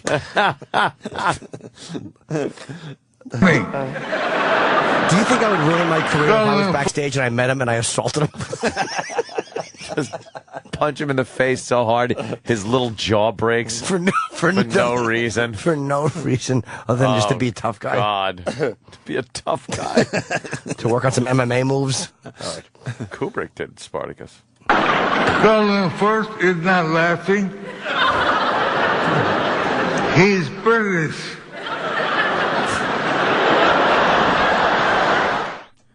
The hell, they just explode these laughter. Any type of they're sound. uncomfortable. He's They're British. uncomfortable. Yeah, oh, really? Is he? They're just uncomfortable. Because they all want to go, "Ah! Ah! A monster! It lives!" It was horribly uncomfortable to watch. God bless him. Yeah. He didn't make it that long, but when did he have the stroke? Did someone say? I don't. It's got to be at least 10 years at this point. Dude, okay. It has to be, right? 8 to 10, I would say. 8 to 10 years ago. Yeah. This is the moment, if I get this, you know. He kept delaying. Huh? He kept delaying. Yeah, he was getting big Like, laughs what was for that. going though. on? He knew what he was doing there. Yeah. Yeah, absolutely. He knew everyone was anxious, and he said, "Fuck that! I'm gonna have a little fun with this moment." Sorry, Jim. No, I was actually going to say something that probably would have got me in trouble. So it's funny. Can you whisper it? It's got an N word in it. Oh, right. You're still laughing. Colin Firth is laughing. You know, I will never forget this moment. Do you think it would have gotten a big laugh if somebody walked out in a Grim Reaper outfit and just beckoned to him? It would have gotten a 0 from the audience with a big sickle. He slowly comes out from the wing and then just beckons him with that one finger going, "Come on." It either would have gotten a 0 or the biggest laugh in Oscar history. Why don't they do that with a really old person one time? And then he just turns and looks and sees him and goes, and tries to run away. All right, how long are they going to make this sketch, Andy? Them doing tricks? And then the Grim Reaper pushes him into a hole? I just like that he's very scared of him. Oh, poor 3 times and I lost every time. But now we have a winner. And the Oscar for supporting actress goes to Melissa Leo, the Spider. The spider? Marissa. Oh, the spider. Yeah, I thought he said spider, and I thought spider. I thought he said Marissa Theo. I don't know what he said. Her name's Melissa Leo, but I guess they figured it out.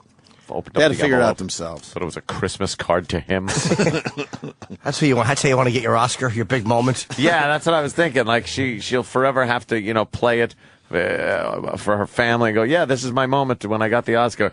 The spider. It's like, what the fuck? The verbal equivalent of fucking marbles just falling out of his mouth. But maybe it is kind of cool to get an Oscar from Kirk Douglas, though. Well, maybe years ago. Yeah. I don't know. I guess it would still be cool. I don't know. He's got to be the oldest in Hollywood. She kissed him. Did she? She kissed her, yeah. Yeah. He kissed her. What am I saying?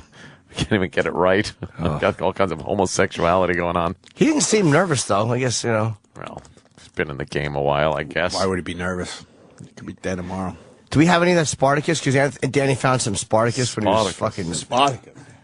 Just the trailer. There's not Trailer? Any talking? You just can't find him, huh? There's a little talking. Look at him. He was all man back then. They'd kick your ass. The symbol of the Senate.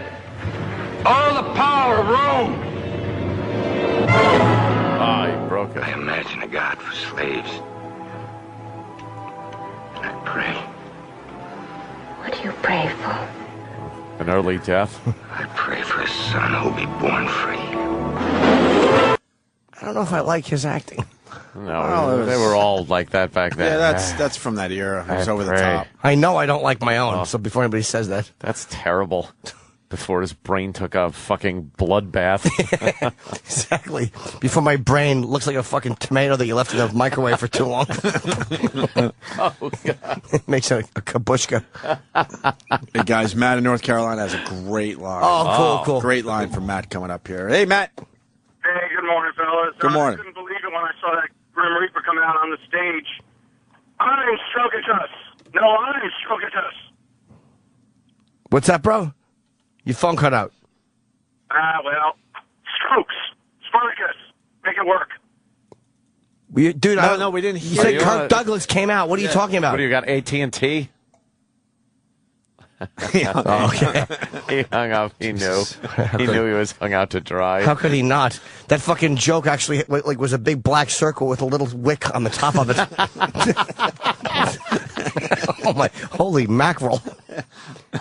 Why you don't like that? 7-gram rocks and finishing them because that's how I roll. I have one speed. I have one gear. Go. How do you survive that? Because I'm me. Because I'm me. I'm different. I just have a different constitution. I have a different brain. I have a different heart. I have a different, I get tiger blood, man. You don't worry that you're going to die when you take that many drugs? Dying's for fools. But you're only human. Now, there's certain blends I will not entertain because that's how people go down. I'm too smart to do that. So, I'm sorry for the guys that happened to, but you should have read the directions before you showed up at the party. So you actually have a strategy about how you take your drugs? No, I just have a couple of rules. I don't know if it's a strategy. You're clean right now. Sure. So is this better now? Your life now, clean with your children? Yeah, is no, it it's better perfect. than It's not being better. on drugs? It's perfect. It's perfect. Yeah. No, it doesn't compare. They're whole different realities. There's great things about both, but what I'm harnessing now is absolute, focus. Mm-hmm. It's exciting. It's exciting. I've come back from a place that people can put labels on it and they can figure all this stuff out. They can try to normalize it, boring, stupid, and that's fine. But for me, it's I've just answered to a higher calling, and it happened in a blink of an eye, and I'm totally excited by it. Are you worried you're going to relapse? No. Why? Because I'm not going to. Period. The end. But how do you I blinked know? and I cured my brain. That's how. Everybody has the power. It's because everybody, can't is the cancer of happen. Mm-hmm. Can't is the cancer of happen. I can't do it. The Nike slogan doesn't say just try it. Oh, okay. Just try it. No, just do it, man. But you love to party. I mean, what's not to love? How do Especially you... when you see how I party, man. It was epic. The run I was on made Sinatra, Flynn, Jagger, Richards, all of them just look like, you know, droopy-eyed, armless children. When you look back at the last time you used drugs, are you disgusted with yourself, or do you think, how could I have done that? I'm proud of what I've created. It was radical. You're proud of that party moment? Of course. Why wouldn't I be? No, Why would you be? Because I expose people to magic. I expose them to something they're never otherwise going to see in their boring, normal lives. And I gave that to them. I may forget about them tomorrow, but they'll live with that memory for the rest of their lives. And that's a gift, man.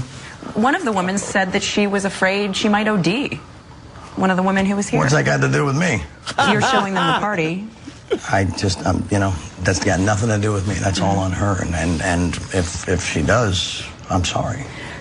You say that you like the feeling of being on drugs, and it's exciting and fun. Not anymore. It bored the hell out of me after a while. I was like, okay, let's try something else. How can anyone believe that you will stay clean, given your track record? I'm not interested in what people believe. I'm interested in what I believe, and I believe in the truth. And that's what rules me. And Charlie Sheen did end up taking that drug test while we were in his home. He passed the urine test, but also took a more comprehensive blood test that would reveal if even more drugs were taken. Okay, Andrew, thanks very much. We want to get to that right now. That's Joining real me news. is Dylan Howard. He's the senior executive editor at Radar Online. He was there with Charlie Sheen when the actor took the more comprehensive drug test. And Dylan, tell us how this all came about and exactly what test Charlie was given. Well, good morning to you, George. This came about after we were confronted with speculation from those who were seeking answers as to why Charlie Sheen went on these radio rants, if you like. I confronted him. I asked him whether or not he was prepared to undergo a drug test. He said he would if, when he passed, that I would drink his urine as a way of, as a mark of a man, if you like. Of course, that was a joke, and that never went to fruition, but he did agree. In fact, he even flew back from the Bahamas, where he was vacationing, to take this test earlier than expected. He was so confident that he would pass. And, George, not even Charlie Sheen knows the results of this drug and we were just showing the blood. We were just showing the blood being drawn. What more can you tell us about who did the test? No. Well, this was done by a court-certified laboratory here in California, a company that is certified to practice in 5 states and is a member of the prestigious college, I should say, of American Pathology. It was undertaken on Saturday afternoon. They took 2 tests. They took a urine test and they also took a blood test, the results of which took 24 hours to compile. And this comprehensive report right here details the results that America wants to know. And you tested for marijuana, cocaine, opiates, amphetamines, alcohol. What did you find? The blood test tested for a grid of 10 drugs, the urine a grid of 9. And the good news for Charlie Sheen, as he's watching this at home, I can tell you that right now, is that he tested negative for every single one of those tests.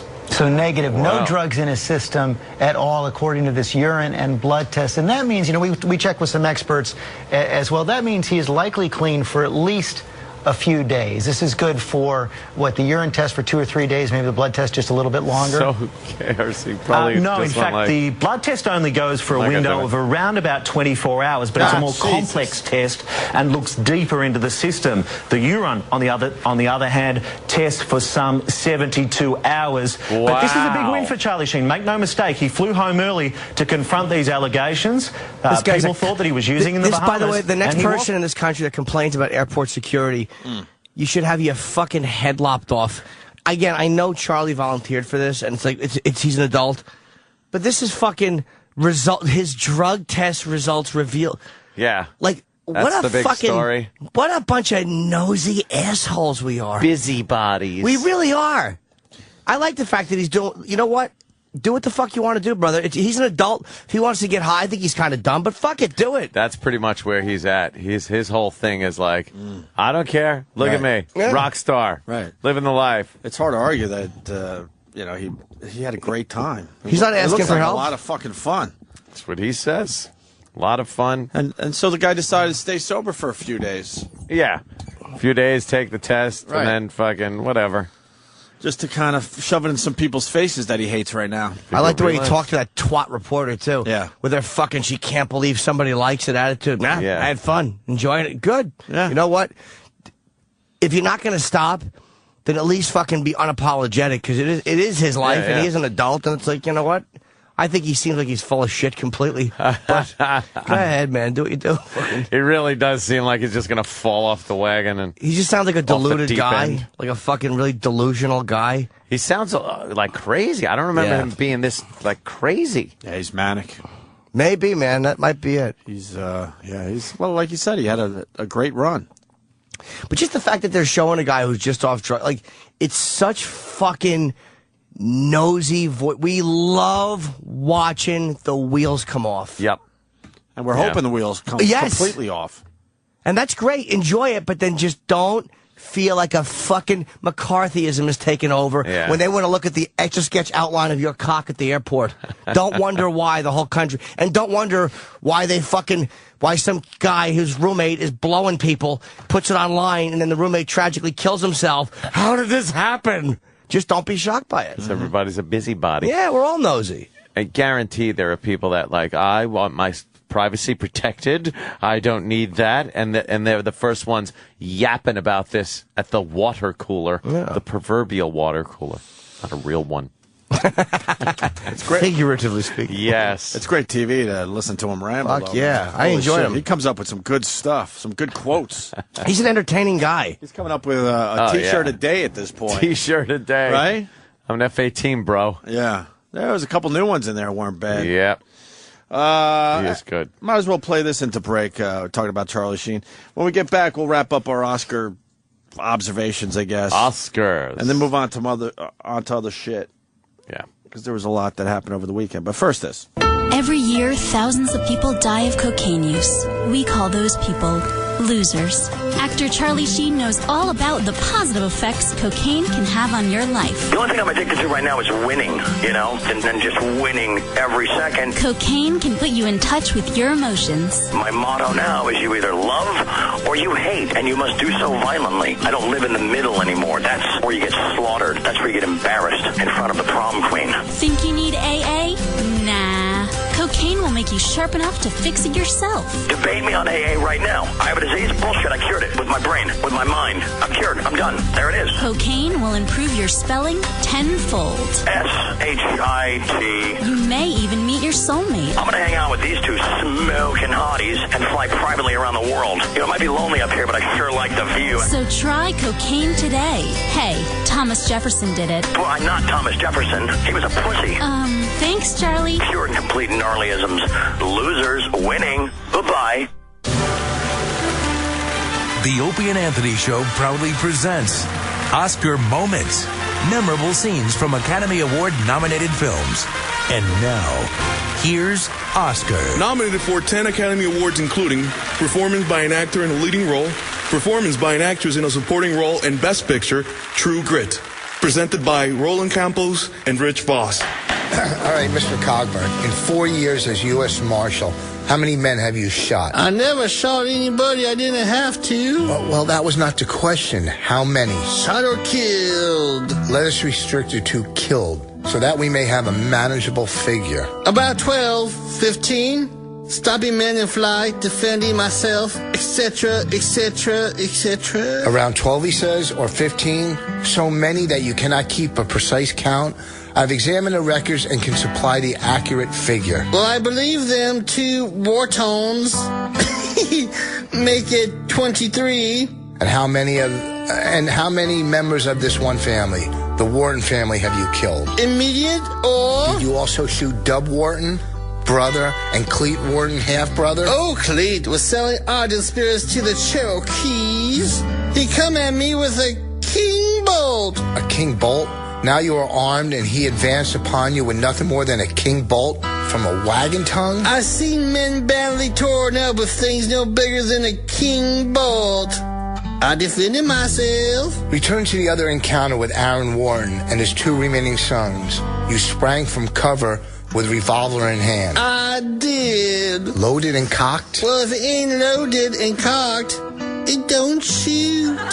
And like his son, Aaron Wharton advanced against an armed man? Well, he was armed.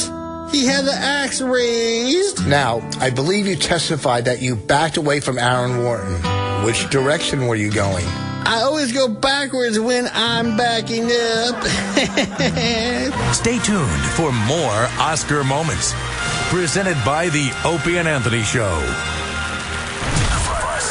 Sirius XM. Follow the Opie and Anthony Show on Facebook. Facebook.com/Opie and Anthony. This is the Opie and Anthony Show. Yeah, 28 years ago today, War was released by U2. Thank you for that, Travis. This album was pretty successful, right? I like The War. Yeah, as successful as their Spider-Man Broadway play. Pretty much. Another delay, by the way. Yeah, I think the 6th delay of that show opening. They're retooling the script, everything from people fucking almost dying because they're trying to make people fly to the script sucking ass. What's the latest delay about? Punching up the script. Again? Yeah, they got to rewrite like a bunch of shit because it just sucks. I thought someone else got hurt or something. It's one of those things where it's just like it would be so difficult logistically to pull off this guy flying around every night. Yeah. It just doesn't work that. I want to see it, though. Well, everybody wants it. Like what initial opening is going to be. Yeah, I want to huge see this damn thing. Because you're going to want to see a disaster. Right. You want to see the Spider-Man guy just plummet. Honestly, if they figure it out, it would be pretty damn cool to go see. Yes. I don't think they'll figure it out. I don't know if they're going to figure it out, though. I think so either. I'm reading headlines, news headlines, and it's driving me nuts how dishonest the mainstream media is. Yeah. NBC New York. Kirk Douglas puts on the charm for Anne Hathaway. Really? Why can't they be honest and say it was really uncomfortable and awkward for everybody? Is charm a new type of diaper? He was trying to be nice. Kirk Douglas puts on satin pillow for Anne Hathaway. He's old. Acknowledge he's a Hollywood legend and all that, but it was uncomfortable. Yeah. There was no real charm going on. So uncomfortable. Oh, the best and worst dressed at the Oscars. That just came in. Good. Lost Duke Schneider over the weekend, huh? What was he, Dodgers? Brooklyn Dodgers, one of those Brooklyn guys. Dodgers. 84 years old. You know, he still holds the home run record for the Dodgers. Which Dodgers? I think overall, all Dodgers? all the Dodgers. Yeah, I didn't know that. Yeah. I just heard that on the news this morning. So now you sound like an expert. So I just hear shit on the news, and I'm like, yeah, I'll just repeat that. I'll do one. Fucking Knicks beat the Heat last night. No one was watching that game. A couple of people were tweeting it. It's like, what are you doing? But they get out of the game. They finally got me though. Fucking Twitter. I'm trying to concentrate on the Oscars and try to come up with something funny, and all of a sudden they're like, dude, the game's getting really good, and I'm like getting itchy, and I'm finally saying, fuck it. I'm going over. And I watched like the last couple of minutes, but it's weird. The Knicks beat the Heat, but they lost to the Cavaliers. The last two games they played the Cavaliers and lost. Worst team in basketball, obviously, without LeBron. So then they go and play the team that LeBron moved to and beat them. So much that doesn't luck. make sense. So much luck involved. I'm starting to think you're right, Ant. Just in sports in general. That's why I'm bringing it up. Luck factor. My Miami Heat, some would argue, best team in the NBA. Yeah. Not necessarily the best record. And then you got the Cavaliers. So they lose to the Cavaliers, but beat the one of the better teams. Yeah. All within 2 days. 2-3 days. Doesn't make any sense. Nah. One more Oscar observation, then we'll move on. Christian Bale. Why was he putting on that weird accent? He's from England, dude. Oh, literal Jim. Welcome back. But I mean, I'm just saying, guy sounds like he's from a whole bunch of places. Chip, he really does. I know. Why did Chip have to come back? I was here early. I liked Jimmy. I was here at 5:45. Roland made me wait. We got Michael Madsen coming in today. Let's not forget. Perfect day for him because he'll beat up Hollywood for everybody. I know that much. We love Michael Madsen. I've never met him. You never met him? I've never been here when he's been in. No, kind of intimidating. Another one of those intimidating guys, but funny as all hell, cool. Man. Yeah, I think really he's cool. Terrific. So Christian Bale, a lot of people noticed that he probably forgot his wife's name. Oh. Yeah, that's what people are saying. And then he kind of made it look like he was choked up. Well, then he tried to cover it up with a tear, like he was getting emotional as he was trying to say her name. But it was obvious he forgot or didn't want to say her name. Yeah, because he said like my wife, and I want to thank my wife. He pointed I want to thank my wife, and then ready to say her name, and then he was like, "Grr." Yeah. Another great Norm tweet was, you forgot your wife's name, but you remember Boomer? You remembered Boomer? Because he's thanking all these people on his crew and he's staff. rattling them off, like, too. I want to thank everybody, Boomer. You remember Boomer. But your wife's name, you seem to have forgotten your wife's name. And why aren't you thanking the computer? Thank the computer. That was made by a computer. Computer. He was obsessed with the computer. Where's the Wolfman? Right. He did a good job. He looked like a Wolfman. It was so fucking funny. All I want to do is listen to you read Norm Macdonald Norm's tweets are the from best. last night. Yeah. Might not make as much sense now, but definitely worth checking out sometime today if you're one of those Twitter people. He was just, he's the king of live tweeting right now. He's the man everyone's going after now. If you have Top dog. If you have the Oscars DVR'd, just go to Norm, his Twitter, and just follow along with that. Oh, that's not a bad idea. You would laugh your ass off. It's really not a bad idea. He was commenting on everything. I don't know how he was firing them out so fast. On every little thing that was happening. He was just nailing it. Yeah, I just went to his Twitter again, so. So fucking good. Yeah, I'm trying to get one. I mean, he must have tweeted well over 200 times last night, easily. All right, Christian Bale forgetting his wife's name. And, of course, mostly my wonderful wife. I didn't think I was like this. I thought I was, my wonderful wife, who's my mast through the storms of life. I hope I'm likewise to you, darling. And our little girl, who's taught me so much more than I'll ever be able to teach her. Thank you. Thank you so much. See, it's more of a visual, though, because and then his hand went like this, like, Yeah. He was like his fucking, first of all, his beard and hair didn't match. No. He looked like he was getting ready to spy on the great Danton in The Prestige. Oh, shit, he had to put the fake beard on right, and good go in job. there. He was going to snap a trap on some woman's hand. It looked very odd, but he's good, man.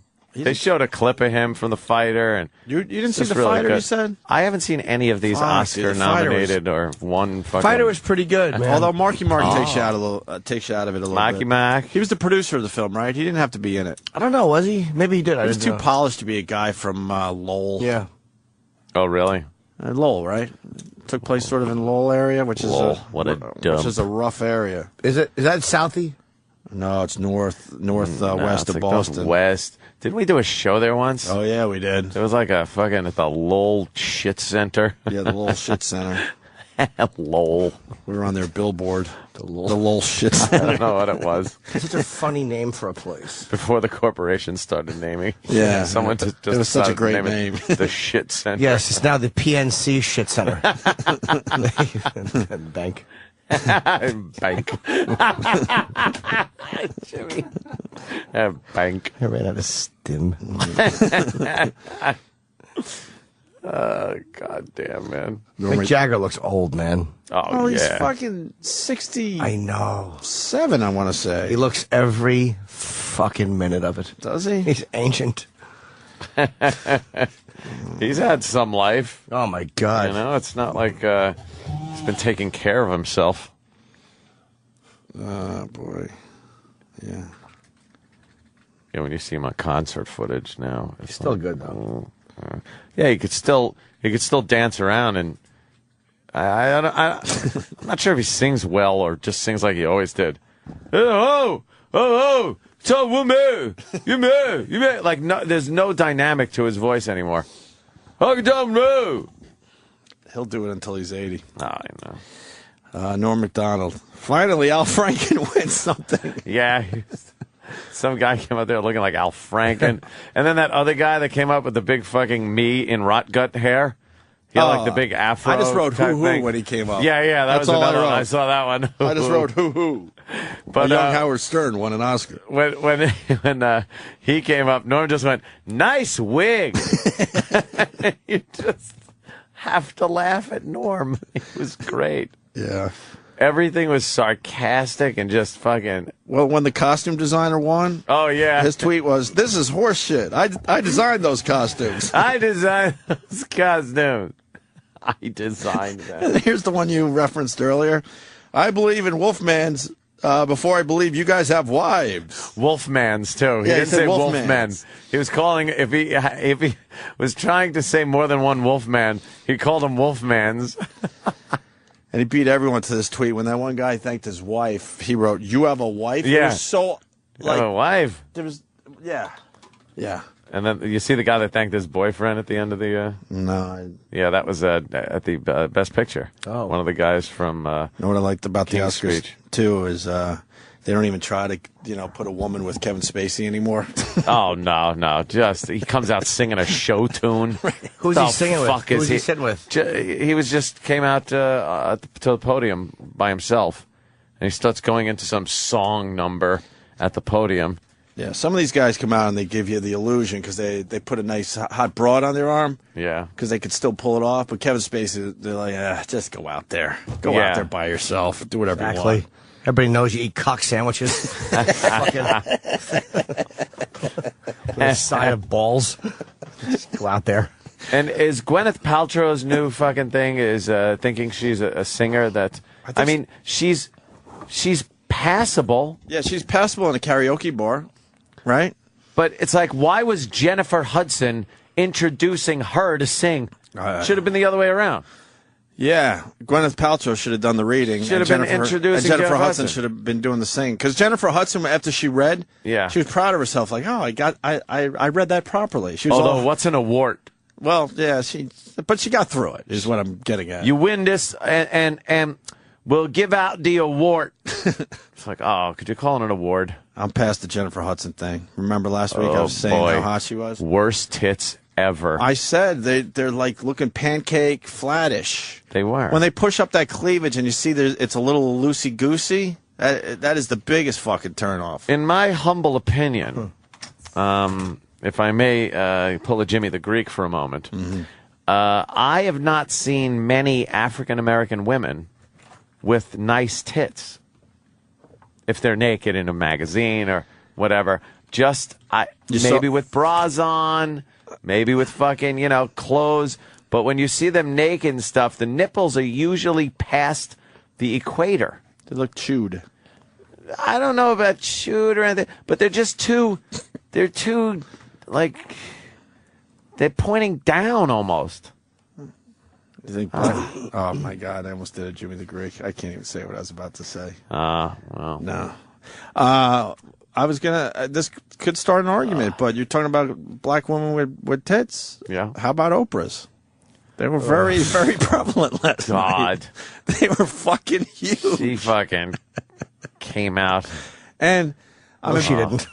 Yeah, no, she didn't. I'm kind of embarrassed to say, but I watched a little Oprah, and that dress she had on, I don't know how the fuck she got in that, because she's nowhere near that size. No. She had some kind of corset that had to be squeezing her in. strangling her fucking innards. And of course, I used the same joke I used 8,000 times in the past. I just tweeted, "Don't worry, ladies and gentlemen, those chains are made of high tensile steel."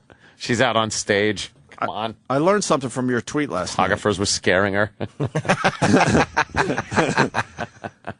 I learned something from that tweet, though. I always thought it was tension.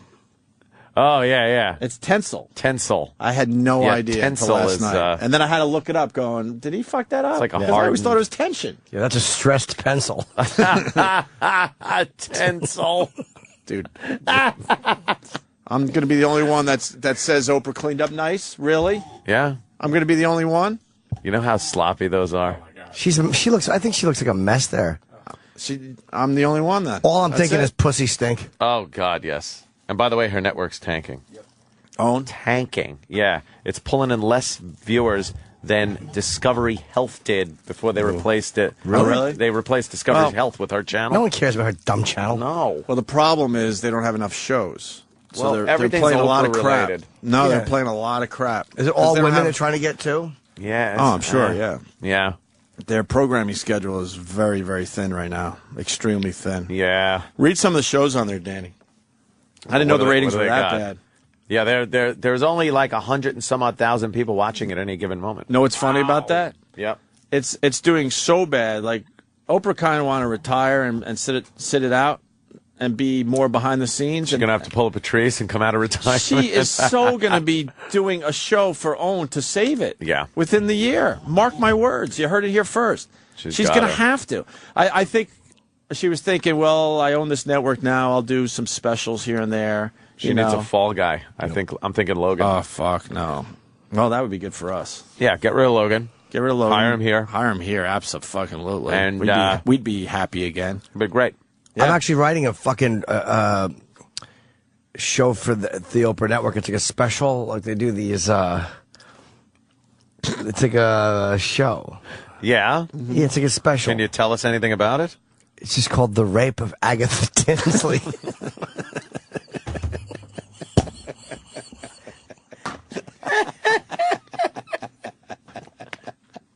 Agatha Tinsley. It's a story about an older woman who's raped and bludgeoned in her home by her non-white neighbors. Agatha was very friendly. She gave out cookies to all the kids. And she gave out cookies to the wrong young men. Oh, fuck. She was found brutally raped with cookie dough covering her mouth and nose so she couldn't scream. Agatha Tinsley. Tinsley. Had shoe prints in her face. Rape of Agatha Tinsley. What an awful sounding show. It's a made for TV movie. Right. Yeah. Any idea who's going to star as Agatha Tinsley? I don't know. How old are they? She's supposed to be 79 years of age. Betty White, maybe? Yeah, that'd be great. But Agatha's a frail woman. Oh, okay. Yeah. So you need someone a little Yeah. thinner and She has a degenerative bone disease. She's very brittle. She's a brittle-boned lady. they cracked her hip in 15 places while they were pounding away on it. Yeah. They throw her down the steps. Basically, the movie is 2 hours. The rape is an hour and 51 minutes of it. No real character development. Not at all. All you see is Agatha handing out cookies, and then the bell rings, and 3 black fists cave in the screen door and fucking shatter Agatha's teeth. Agatha, that's how she says it after she's punched. and then it's an hour and 51 minutes. An hour and 51 minutes of brutality. She gets thrown through a fucking drywall, kicked down the stairs. Is it kind of like the Passion of the Christ? Yeah. It's a beating on that level of savagery. On that scale? Holy shit. Oh, they shit in her tub. Horrendous behavior. Gang graffiti all over the inside of the house. They steal her cookie recipe. That's all she had? That's all she had was her cookie recipe. And they stole that after? Yeah. Because the kids would love her cookies. They didn't know what it was. And they found out her secret ingredient was she would take a regular chocolate chip cookie and put one of her own asshole hairs into it. And they're so disappointed. Oh, fuck. Yes. I can't take Good old it. Agatha Tinsley. I can't even fucking breathe. Well, I hope for Oprah's sake, it'll help that'll help the ratings. That'll help the OWN network. It's really sad. She better not let those people go too far that she's employed all these years, because she's going to need to get that show right back on the air. Yeah. All right. What are the shows? What does she got? They're like a lot of weird, like self-help shows. Oprah presents Masterclass. Uh-oh.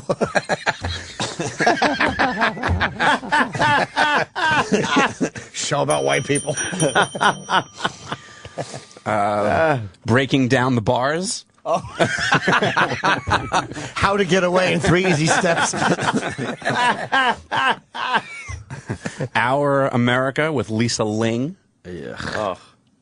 Searching for Your Father. Ask Oprah's All-Stars. A Scale. Oh, That's Dr. Oz, Susie Orman, and Dr. Phil. Anna and Christina's Grocery Bag. Oh, no. They couldn't do Oprah's Because something? Because they only had a half hour for the show. I couldn't find something big enough to hold it. I just ran out of thoughts. Would have had to be Oprah's grocery giant garbage bin. Boo. Fuck, I should have quit while I was behind. Zilch. Sorry. Christina Someone's Big Bowl of Love. Oh, great. It's a bukkake show. Deliver Me. Baby Show. Dr. Phil. Enough Already with Peter Walsh. Deliver Me. It's probably where they give free abortions. In the Bedroom with Dr. Laura Berman. Oh. The Gail King Show, Miracle Detectives, Mystery Diagnosis, The Best of Trading Spaces, Kidnapped by the Kids. Uncle Paul posts that one. Yeah. What Would You Do? The Own Edition. I want to read some of the synopsis on these. Wow, shows. that stinks. Pick one. What's Which one? Masterclass about? Yeah, Masterclass. Besides the obvious. Oprah presents Masterclass. Mm-hmm. Doesn't even tell you what the show's about. That's dumb. Does it? What is Masterclass? 8 modern masters open up about success, failure, triumph, disappointment, and heartbreak. Oof. Yeah. That's 4 O's and an F. Oof. Yuck. That seems horrendous. Horrible. How did Masters open up about that? Well, it was great until I had to pick my own. Exactly. Wow, that's rough. First time you get arrested for beating one, you don't know what to do. That's rough. This sounds horrible. They are the what? They are the stories you've never heard from the people you thought you knew best, handpicked by Oprah for their unique impact on the world. 8 true modern masters sit down to share the untold stories that have shaped their lives. Oh, that's each 2 hours. Life lessons they've learned along the way in an intimate setting. They open up about their success, failures, triumphs, disappointments, and heartbreaks. It sounds terrible. It really sounds awful. And who's going to be in the master class? You got, well, first season masters include Diane Sawyer, Jay-Z. Maya Angelou? Doesn't she do that bird poem? I hate her poetry. That's a good poem, though. The Cage Bird Sings. Cage No, Bird it's sings. not. Yeah, She knows why I like the Cage that. Bird sings. Oh, well. Simon Cowell, Dr. Condoleezza Rice. Lorne Michaels, and Oprah herself. Oprah herself. They're just boring people. No, exactly. Yeah. Hear that drivel. All right. I don't like the website. I'm looking at it right now. It looks like an ad for fucking makeup or something. It just doesn't look. Nothing grabs you. It's a bunch of broads. How about, the cock and balls count for fucking ad dollars too, you silly goose? Why don't you stop selling it to holes? All right, Vagisil, we get it. You fucking pussy is like a foot. Scratch, scratch, scratch all day long. Scratch, scratch, scratch. Scratch, scratch, scratch, scratch. Ugh. Look, it's all pink. The page has like pink background and stuff. We get it. You're women. Exactly. Yeah, no guys watching that. It's great when you take a fucking channel and just completely devote it to cutting off half the audience on Earth. Really good. You're the ones that spend. Yeah. Mm-hmm. All right, we'll move on to the things. Things? I guess that's it for the Oscars. We didn't even tell you who won anything. Who cares? I figured if you cared, you'd know already. Oh, who cares? Right? Yeah. I was digging watching it, though, with the tweeting. Yeah, the Without tweeting. the tweeting, I don't know what I wouldn't have watched it. Oh, no. I would have went to bed at 9:30. Mhm. No problem. Yeah, no reason to fucking sit there and watch that shit. And then make believe I saw the damn thing like we Yeah. do every year. I think this is the first year we actually watched. I shot 4 gallons of cum last night. What does that have to do with anything? And I still woke up after Yeah. 4 hours. Wow. That is a good sleeping pill, though, when you knock one out. When you, Holy fuck. When your mind's racing. Oh, yeah. Seems to calm you down, right? Nice. Releases something. Sure does. all over the bed. Took the pre-cum piss, or the post-cum piss after that. That way you stand over the toilet for a minute and your balls are confused. Like your dick doesn't know what to do. I always wanted someone to describe that feeling. You just did it perfectly. Your balls are confused. Because what is it? Everything's swollen, so it's giving you the illusion that you need a leak. You don't really have to leak yet, and what a pain. It's almost like there's a little traffic cop in there holding the piss back until your cum clears the causeway. I do believe there is some kind of little valve in there. I know, but I was trying to move the valve. Yeah, you could piss through it. That's kind of hard to do when You got a raging one, and you're kind of leaning over the bowl. That usually happens after a really good session, too, right? Yeah. A really good session will cause that. I'll just wait till it goes away. Yeah, but that's not Take a easy week. when you're trying to sleep. Well, that's true, yeah. Yeah, it's right in there. Yeah. Ew. The fuck? Let me see that valve, Dan. It's a little check valve. I hate the side fucking medical drawings of cock and balls. Yeah, the cross section. It looks just like a snail crawling over a golf ball. So horrendous. Oh my God. That's exactly what that looks like. If you turn it sideways, it looks like a warning at a golf course. Be careful. Snails are devouring golf balls. Why couldn't God just put the sack inside, by the way? There's no reason for it. Making us all look silly. It's got to be that's lower nice. temperature. I know, I understand why I think the balls have to be 96 degrees to make sperm. Yeah. Oh, really? And that's why they hang low, because it's kind of like a. And then it's cooler. They regulate their fucking temperature Yeah. by sagging. That's why when you get out of the ocean, they're sucked up into you like a. And when you have a fever, they're 8. fucking down to your fucking Yeah. kneecaps. I like a nice hot batch. Like, like where they've been fucking, it's hot, but they've been crammed inside your body anyway, and your balls are like 106 degrees. So the load's going to be fucking horrendous. I love a good horrendous load. Horrendous. Yeah. Now all I'm ever going to see is a snail crawling over a golf ball. There's no reason for that fucking horrible diagram. Mm-hmm. Too fucking funny, man. And the vag is a good cross section too, because it looks like a steer. Yeah. Looks like a Oh, steer, yeah. With steer the head. A longhorn. Yeah, Longhorn's logo. Longhorn's logo. fallopians. Longhorn ram. Sure does. Their dumb ovaries. There There it is. There's the the fucking longhorns. a longhorn vag. Yeah, exactly. I hate the ovary pictures. Look at that. 2 stalks. They're stupid eggs. I want to go down that dumb tube. It's a stupid vagina. Into the stupid womb. Everything's just stupid. It's dumb. Reproductive parts are stupid. Oh, that looks good. I'd like to fuck her just like that, with a cut in half. You're just like you're just sliding your dick in and out of a bloody trough. Jesus. Shouldn't it technically be called a herderectomy? Yes, of course. Because they take out her plumbing. Yeah, get it out here. You're no longer a woman.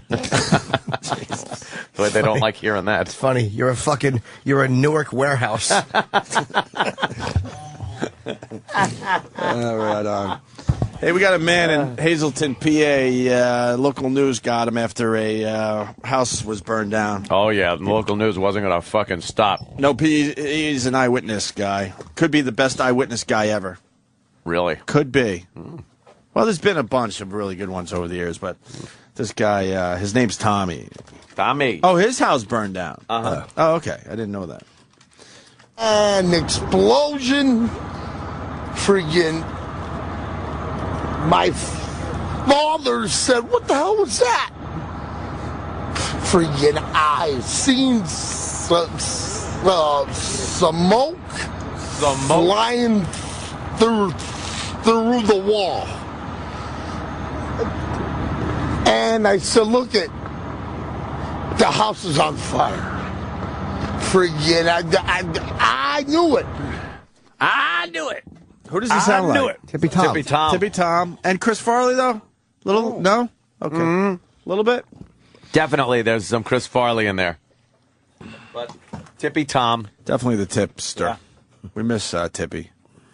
He did. Yeah, but coming up on 2 years already. Really? Yep. That's kind of weird. He's in a better shithole. Yeah, he sure is. Tommy, you've had a few beers. Is that because of the trying to forget the fire?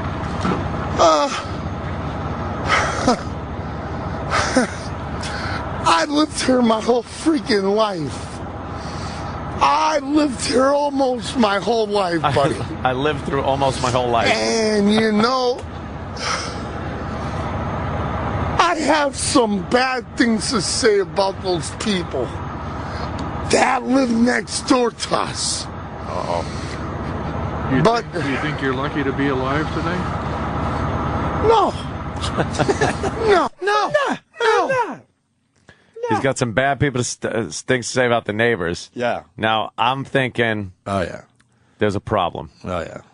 He brings it up, but he doesn't go the distance. The racial problem? He said he's going to go racial, but he never does. He never went racial. So, and then I'm thinking, is he going, you think he'll go black? Think he was going to go black or maybe, It's only 2. Yeah, I know. I don't even know where the Asians live. I know where the Hispanics live, and I know where the blacks live. But do you really know where the Asians live? Seriously. No, they're kind of everywhere.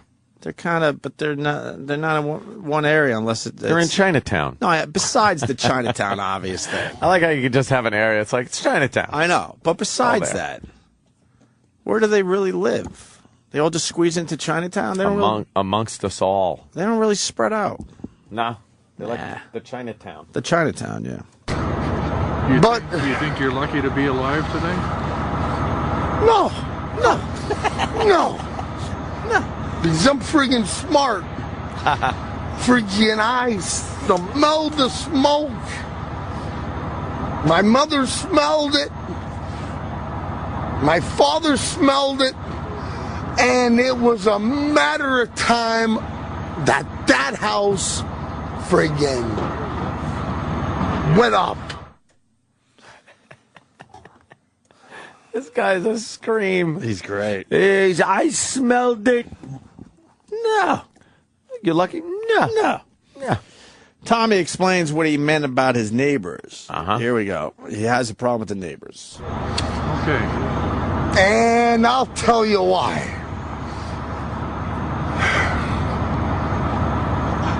I'm going to get racial here. I'm going to get racial. Okay. Friggin' nobody filled that oil tank all winter long. Nobody. It was all kerosene. I heard a kerosene explosion. He knows Boom. the sound. Friggin' I heard it. Friggin' ask. Boom, man. I heard the friggin' explosion. I seen the smoke flying through my friggin' damn wall. Okay. Thank you. Tommy, thank you for talking to me. Tommy, thank you for talking to Thank you. me. And they're just like, oh my God, we got gold here. Yeah, we got gold, all right. We got gold. I wish he would have gotten racial. I know. He didn't get racial, but he said he was gonna. But he never did. I know. Chris of PA has a little knowledge on Hazleton. Uh-huh. Chris. Even though he never got racial, he's probably referring to illegal Mexicans because they have a big problem with them up there in Hazleton. Uh-huh. Yeah. So maybe the kerosene. And they didn't fill up the oil. Mm-hmm. Then they used kerosene, and he heard the kerosene explosion. Right. Because he could tell the difference. Yeah, he He's knows good the like difference that. between the two explosions. Yeah. All right, thanks, Chris. No problem. Anyone else bummed that E-Rock's not here for the big Mayo story? Fuck. Do we have the Mayo story at least? Yeah, what happened there? Big. Where is E-Rock? Is he still sick? I don't know. I don't know. I think he made believe he was sick Friday because he had a flight to catch. Is what I'm thinking. He took it. He had a day off Do you today. have to go to the Mayo Clinic? That's why you asked if he was sick. I know. You had that in your head already. I was waiting to pop that out, but then he was on a plane, so... You didn't care if there was an answer, did you? No, not really. That's how this works. Yep. Wait, he took off. He was sick Friday. Yeah, well, he came in. But he came in. He made it look good, and then he pretended. Well, at the end of the first break, also he comes running in here. I've been puking all morning, even though there's no real proof of that. And he goes, "I got to go home immediately." And He had his luggage with him. The next thing you know, he's tweeting from an airport. Yeah, I'm he was going. He was going to his hometown in Florida, I think. A little quick visit. Hometown. Yeah, he's from Florida. Pretty cool, huh? Yeah, he's probably got a boat and stuff. Yeah, yeah. But then he put on his Facebook status last night that he was still sick, so he wanted everybody to feel sorry for him and Hence stuff. not being here today, I guess. I guess. Or did he have today off? He did take today. He didn't have Friday off. He He got sick in the bathroom, and I think it's an unhealthy lifestyle, but that's me. You think? Oh, you think that's what's doing it? Well, of course. Nobody gets sick as much as he does. Sam, could you read the Mayo story that we'll certainly bring up again tomorrow when he's back? Yeah, a section of Interstate 44 in southwestern Missouri was closed for several hours after a tractor trailer crashed and spilled its load, creating a giant slick of mayonnaise. A giant slick of mayonnaise. Lieutenant Scott Levin told the Springfield News Leader that the truck driver lost control, taking the rig through a cable guard and into the median. He said walking on the spilled mayo was like walking on ice. Oh, was it? Yep. Yeah. And what was thought to be a wild hog was lapping it up until people realized, wait, it's unshaven. Hogs don't shave. A dangerous Nagel entered the scene. Yeah. No injuries were reported, and other vehicles were rerouted before the cleanup was completed. But yes, a mayo slick in Springfield, Missouri. It's a lot of mayo, I bet. Sure is. I mean, it caused Sure is. quite a mess for people commuting. Yes. Yes, very slick conditions. Because of the mayonnaise. The mayonnaise. Mayonnaise. Which E-Rock, by the way, loves. Loves the mayo. Loves mayonnaise. Is he a Miracle Whip guy, too? Will he eat that? I mean, will he? Yes. Yeah. Would he prefer Hellman's original? Yeah. What the fuck is Miracle Whip, by the way? Isn't it mayo with, like, If you're gonna- more vinegar thrown in or If you're something? going to do mayo. Why fuck around with that Miracle Whip? Fuck Miracle Whip. it. There's nothing better than mayonnaise on a sandwich. E-Rock isn't a guy who likes to wait, though. He's not a patient boy. He's somebody who likes to be Oh, rewarded yeah. immediately. So Immediate gratification. if he expects mayonnaise and all we have is Miracle Whip, he will eat the Miracle Whip while waiting for the mayonnaise to arrive. Oh, okay. That's the Yeah, circumstance. Poor E of the Rock. We'll bring that story back up tomorrow.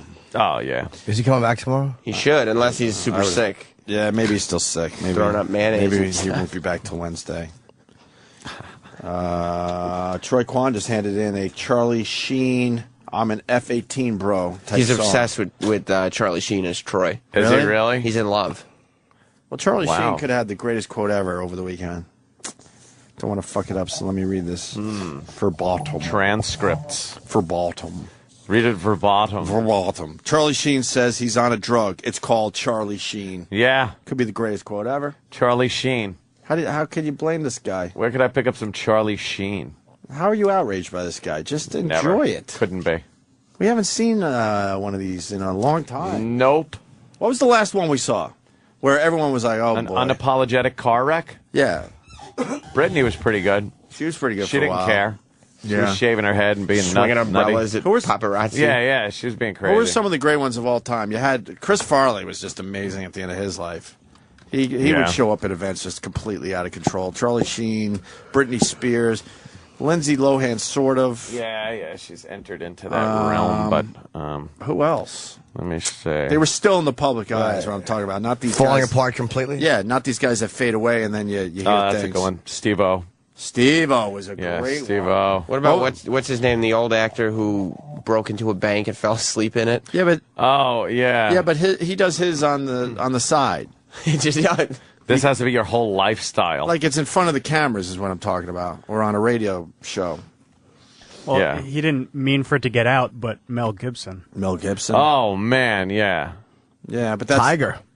Tiger. What a great personal life coming apart that was. Do you realize how? I know you guys don't follow golf. Oh, he sucks. He's done. He just sucks. They don't want to say it yet, but he's dropping down in the rankings every week at this point. can't do I don't know what anything his out there. current ranking's going to be, but he's not number one anymore. He was number one for years and years and years.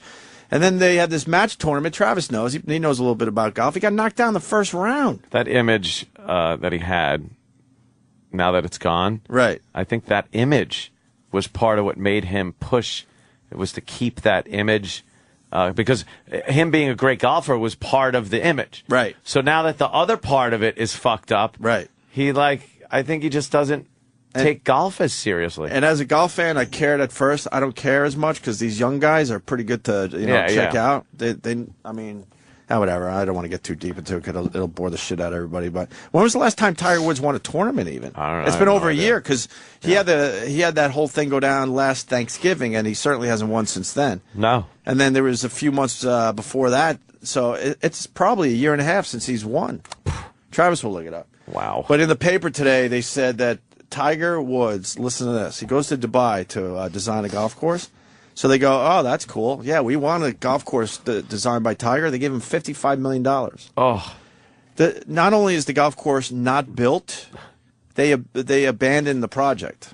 Did he get his money? I believe he walks away with $55 million for basically doing nothing. Why'd they walk away? They're having problems over there. Where is this? With Trump? We got a friend that is living in Dubai, and they got problems. They overextended. They can't finish these projects. They're sort of running out of money. So a lot of them are just sitting there. What a bunch of dummies giving him the money, and he took off. He didn't take off. He did his job. He was waiting. I'm sure they handed in the design and everything because it's Tiger Woods sort of designs the course, but he gets guys behind him that really know how to do that shit. And then they just abandoned the project, and he walks with $55 fucking million. Tiger's last win, August 2009. Wow. Yeah. That's not good. A long time ago. Oh, anyway, so Troy, who's obsessed with Charlie Sheen, put a song together. Mm-hmm. He's in love. All right. If it sucks, we'll stop it. We're going to listen to this cold right now. You know, they lay down with their ugly wives in front of their ugly children and just look at their loser lives, and then they look at me and they say, I can't process it. Well, no, and you never will. Stop trying. Just sit back and enjoy the show. I'm an F-18, bro. Just sit back and enjoy the show. I'm an F-18, bro. Enjoy the show. Newsflash, I am special, and I will never be one of you. This is me not on drugs, bro. I will destroy you in the air, and I will deploy my ordnance to the ground. The only thing I'm addicted to right now is winning. You know, the first one's free, the next one goes in your mouth.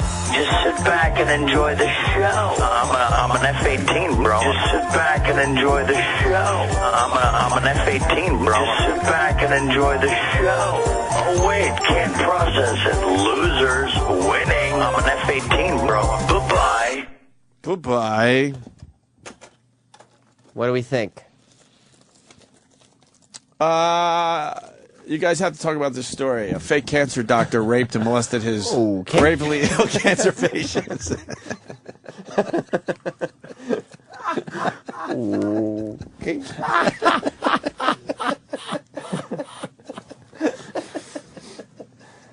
Hey, look. We can't always knock it out of the park. Turd. Everything is not going to be like gold. We do that on a daily basis. We deal with that here. Whether it's something as simple as a line that one of us throw out. Look, I have a bunch. To a bit. Look, I have a bunch of stinkeroos every day. Troy. Turd. Troy played a part in the. I don't know what he actually did there. He got a bed and then slow down Charlie's audio a little bit. Troy makes mixtapes. He likes electronic music, so he's. But that wasn't very electronic. What I'm hearing, I heard like some goofy, clowny music, circus music, kinda. Yeah. And then it's a juxtaposition. Charlie Sheen's voice kind of fitting to the beat of it, right? But there wasn't any like it was good, like auto tuning or anything, which would have made it on the. No, I liked it. I thought it was good. You did? You went to another story right away. Right when Sam said, so what do we think? You were like, we got to get to this story. Oh, it was like a random story on feedback. You guys and say they're what you always want. I bad. thought it was fucking great. Yeah, you liked it. I liked it, Troy. I thought it was good. You know how we go for Sam is getting a little wacky I liked it. with I thought it. it was But I just having some fun with the audio. Yeah. Thanks for playing it. I mean, everything can't be a banger, you know? Yeah. Troy played a part in the PSA that was on earlier. That was explosion. Good. Oh wow! I just get With mad bombs too. I just get mad at Troy's hair. Yeah. Fuck. How old are you? 33. Fucking sorry, Ed.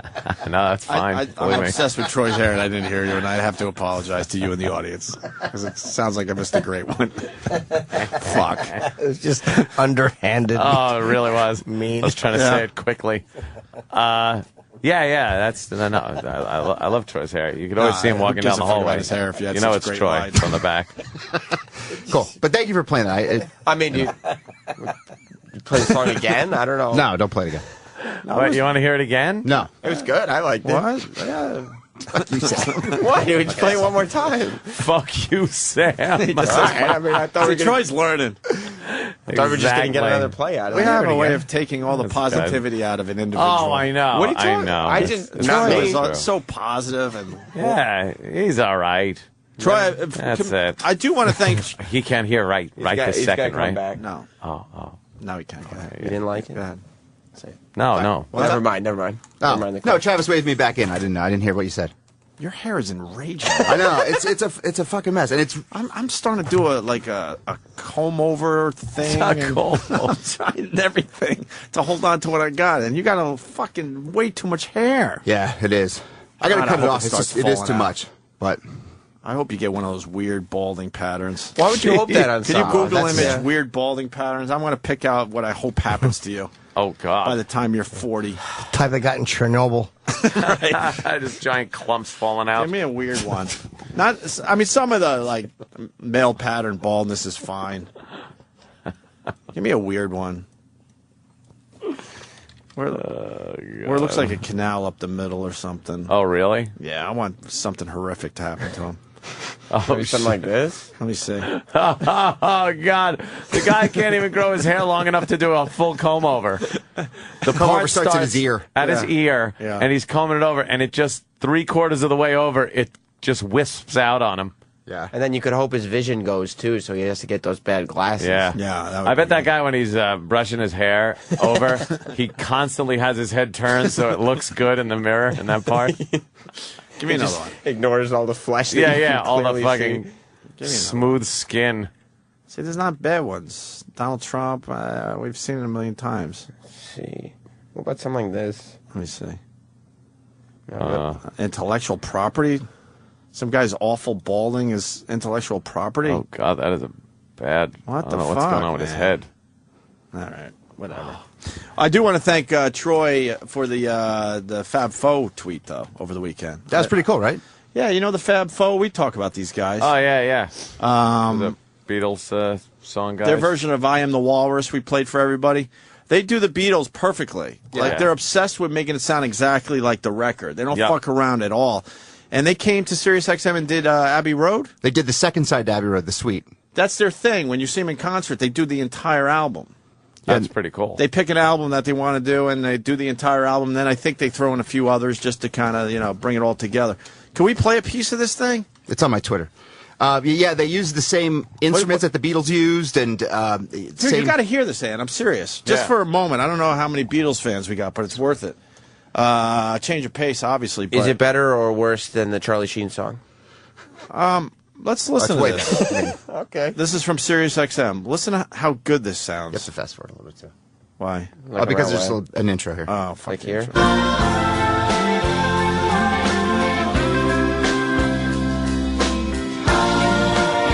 That's live from here? Yeah.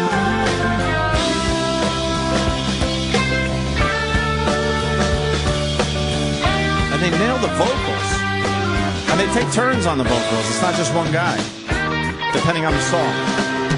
And if the song was doubled up on the album with vocals, they'll do two people doing it.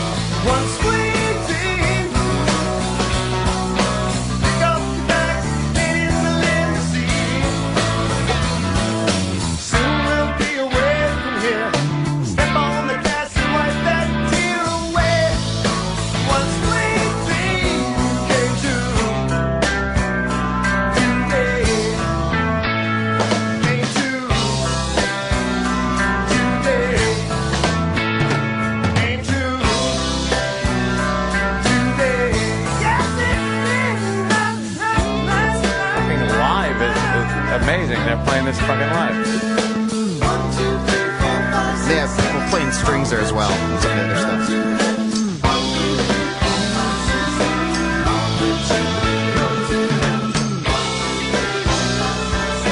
Hop it forward a little bit, just so that people can get a little taste. Sister Pam works in a shop. She never stops. She's a go-getter. Takes a night to look at the queen. Only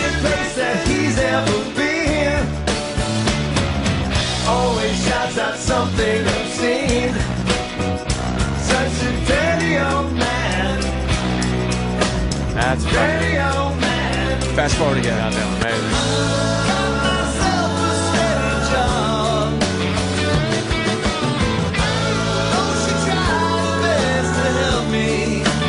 Notice they're different singers depending on the song. Yeah. Go a little forward, Sam, please. All right. Horns.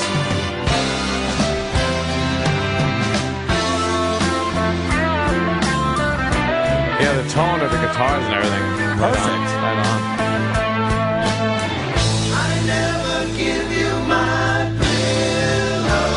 Great live harmonies. I only send you my invitation, and in the middle of the celebration, I break down.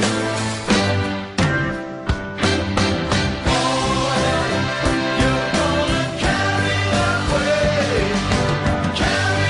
weight a long time. They do sound really good. God, really.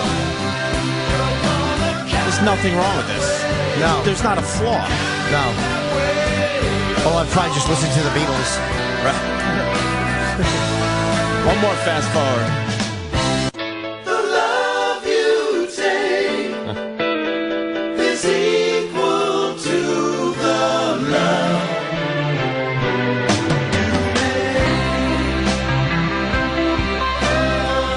This is probably why Brad Delp killed himself.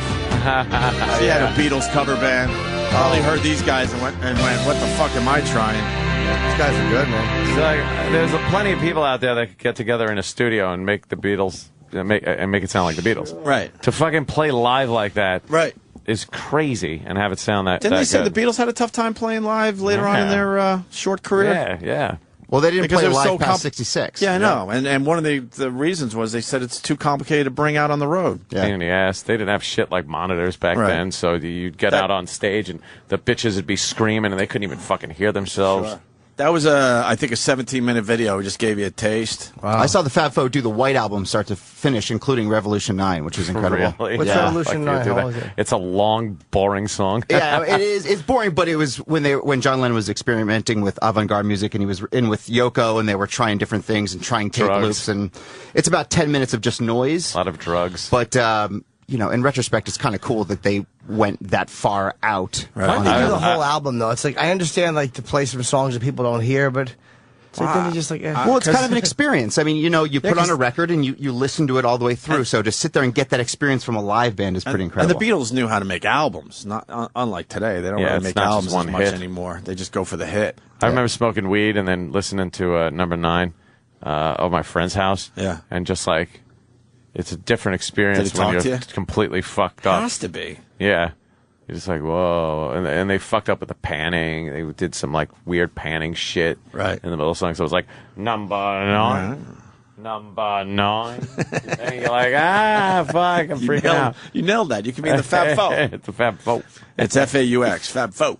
Yeah. And they're touring all over the place, and they're just amazing, and blah, blah, blah. Go to Troy Kwan's Twitter to find the tweet, because it's 17 minutes long if you want to really get into it. It's Q-U-A-N, Troy Kwan. Q-U-A-N, Troy Kwan on Twitter. Do they do the old Beatles albums, like Beatles for Sale? They do everything. Where it's like all they go all the way back? Yeah, they do everything. Everything. And then I've even seen them do a live show where it was Beatles songs that were written in the Beatles era, but then it came out on their solo records. Mm-hmm. So some of the early McCartney stuff from his solo and everybody else. You know how like YouTube has a lot of documentaries that never see movie theaters? Yeah. Someone, we were talking about this over the weekend, and someone tweeted me that there's a documentary coming out about Paul being truly dead. Really? And if you can find it, there's a YouTube clip or a website or something. I think it's just a website right now. But you could buy the fucking movie, and I'm like, I think I got to buy this thing. And I never buy into these weird Did movies you watch that a are out. trailer or something? I don't even think they have a trailer, but they explain that they have They audio. rope you into getting it. Yeah, they certainly did. They say they have audio of George Harrison basically on his deathbed admitting that Paul did die, and they had to cover it up. And I know. Exactly. What he didn't exactly have cancer of the heel or ankle. And then experts say it's definitely George Harrison, but then they're trying to figure out if the audio was fucked with, and they have all this proof that he actually died in You know, we've heard this over the years, but there's new little clues in songs that have never been talked about. And Sounds like a conspiracy to me. Do you have the website? Is this it? No. If you're gonna quote anybody, George Harrison, motherfucking inside of his head sound like a fucking gelatin bowl. Put Paul is Dead in Google documentary, something like that. It's not going to be on YouTube because they want you to buy this fucking thing. I was hoping they had a few clips. I'd love to interview the guy that fucking started that rumor. Yeah. Remember that guy? Oh, I forgot about it. It was horrendous. Whatever. That's not it either. It's a brand new one. Maybe we'll have info after the break. You could play I Am the Walrus by Fab Four going into break off YouTube, though. You don't want to play Troy's song one more time? We could do that. No, let's not do what? that. No, it's You don't want to play it? Or? That's cool. I'm the Walrus, Fat Foe. Fuck yeah. Why not? You like that? Do you like the Beatles? Do I like the Beatles? What do you think? Fuck yeah. The Beatles are that's the holy grail of rock and roll. They're the shit, right? They're the best. No one's Yeah, going to but ever be better than the Beatles. Actual favorite song is Ebony and Ivory. No, it's not true. You like Ebony and No, Ivory? well, that wasn't the Together. Beatles. That was McCartney. Well, McCartney went through a bad period between the 80s and the 90s. You don't like when they side by side on my piano, keyboard. Oh Lord, why can't we? I don't know. Because on the piano, fucking certain keys don't hit other keys and take their purses. Idiots. Maybe that's why we can't. Certain keys don't have giant cocks while other keys don't. I love when the news says a key was seen stealing something, and then unruly they don't keys. tell you which one it was. You know, what was it? They just described the outfit. It was wearing a hoodie. We got it. Yeah. Goddamn minor keys. Stupid McCartney. I'm just waiting for Fab Four. I Am the Walrus in the break. A little more. Where's Danny? Why is Danny's better at this? Are you looking it up? I didn't know if you were looking for them or for me. No, I don't think it's in the system. Okay. I Am the Walrus, Fab Four. Are they popular? Yeah, they're fucking huge. And one of the dudes is, what's his name? Will from Letterman's band. That's what he's doing when he's not doing Letterman. Yeah, they're all from famous New York guys. That's not the good version. Exactly. That's, who took that? Troy, help me out. The guy trying to fucking spot casino cheats? Oh, here it is. Letterman. This date in 1964, the Beatles made their U.S. television debut here on the We'll go to stage of break the Ed with all of Sullivan this. Theater. And to mark that occasion, we're Michael pleased to Madsen on the present way. tonight The Fab Four.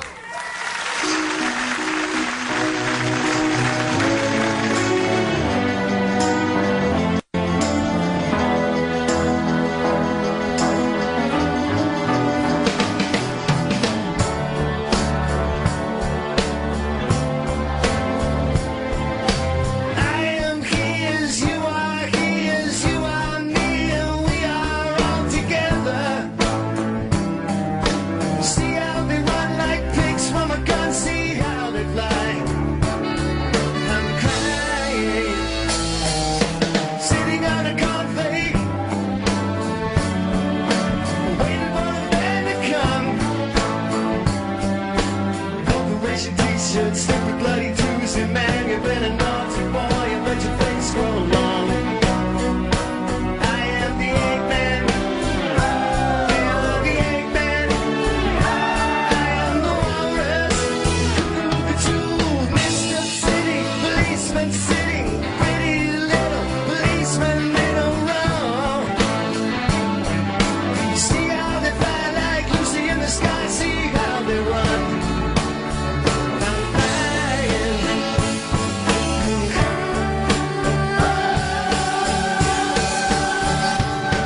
I'm crying. I'm crying.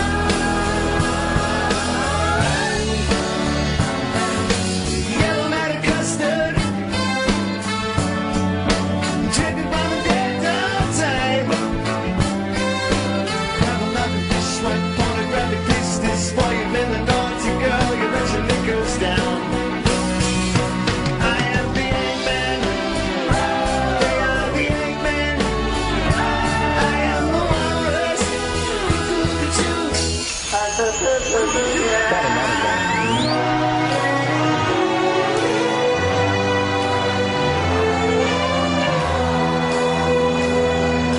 Sitting in an English garden, waiting for the sun.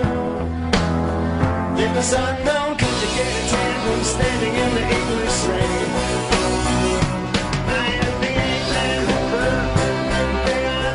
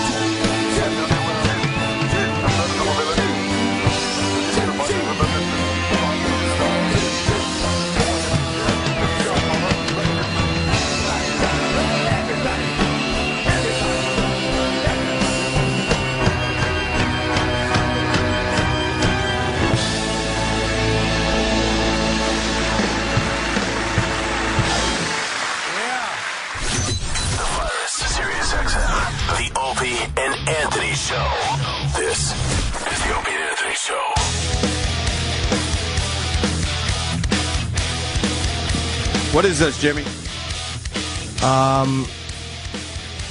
Bow, bow, bow, bow, bow. I don't know why I'm drawing a blank, but now I'm fucking hearing it. Bow, bow, bow, bow, bow, bow, bow. Oh, yeah, okay, Metallica. It's off the fucking Death Magnetic. All right, good. I like this. Oh, this is not, I know. Oh, it's driving me nuts. Not Cyanide. I love this album. Danny didn't love this, and Danny's a big Metallica Did Travis fan. just let you off the hook? No, Danny did. Oh. I was enjoying Jimmy trying to figure it out. Squirming. Well, I knew it. I happen to like this record a lot.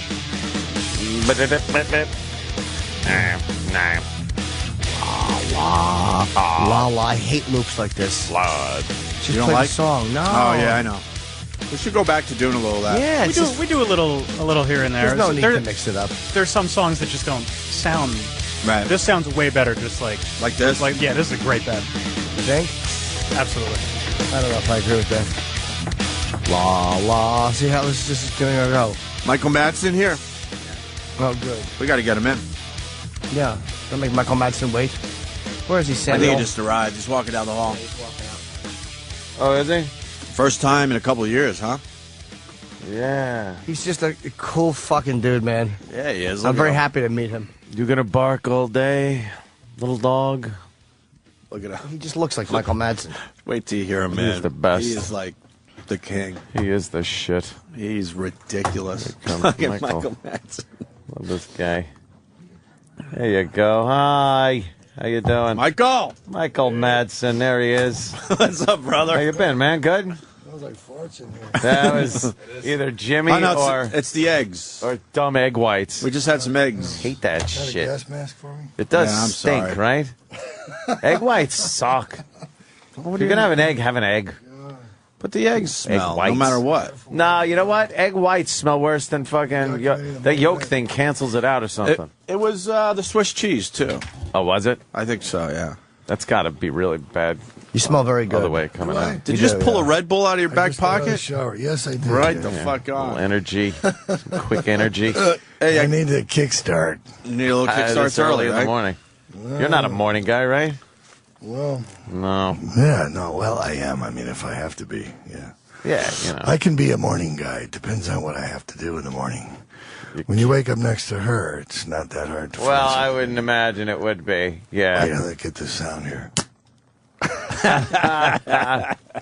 Did you watch the Oscars last night? I have to ask you. It's my turn. Yeah. I did watch them, yeah. Of course, didn't everybody? What's your take on that whole thing? Well, I think I was really happy that the King's speech got something, a few things. I don't usually watch a lot of movies because sometimes if that's what you do for a living, it's hard to really appreciate it because you know exactly how it was done, and it's kind of hard to take Takes the yourself. magic out of it. Yeah, but I did watch that picture, and I thought it was really damn good. And I was happy that it got recognized and didn't get buried under some Piece of shit. some. Yeah, well, yeah, exactly. You know, that's what happens. It usually does happen. I was surprised. I thought it was pretty spread out across the board. Yeah, there wasn't like. Well, I guess they did pretty good because what do they get? They got picture, actor, and director. Yeah, So that's I mean, kind you of know, that's the big. Those are the big ones. It's But good news for Bob and Harvey Weinstein. yeah. I liked it. I thought Colin Firth deserved Best Actor. Yeah. The movie itself, I kind of liked Inception. It was just a true story. So I thought he was amazing, but the guy was just yammering through the whole fucking thing. We got it. Yammering. Victory. And Inception isn't about Leo. It's about the special effects, but Yeah. Yeah. That's true. Didn't they win for that too? Special effects and I think they did. sound yeah. editing, all that Yeah, stuff. I haven't seen the picture, so I have to be nice and fair. I haven't checked out As soon Inception as I start yet. talking about people, people will never give me a job. So I keep phasing out on that movie. I hated it for the first 10 minutes, and then all of a sudden I Really? watched No, it again just and I like- loved it. God damn. yeah, you gotta watch it a couple times. Yeah, you just kind of watch Jesus, them. it's not so bad. I love that fucking. Because there are certain points of that movie you could definitely get up to go grab something from the fridge or take a piss and not care if you come back and sit down for the rest of it. Yeah, I was it's- like, That's a bad sign. I don't know. John Cusack thing. Oh man, yeah. In the name of Almighty God, I really need that. Why is they determined to make these pictures about the end of everything? Apocalypse. This they love is what's going to happen tomorrow.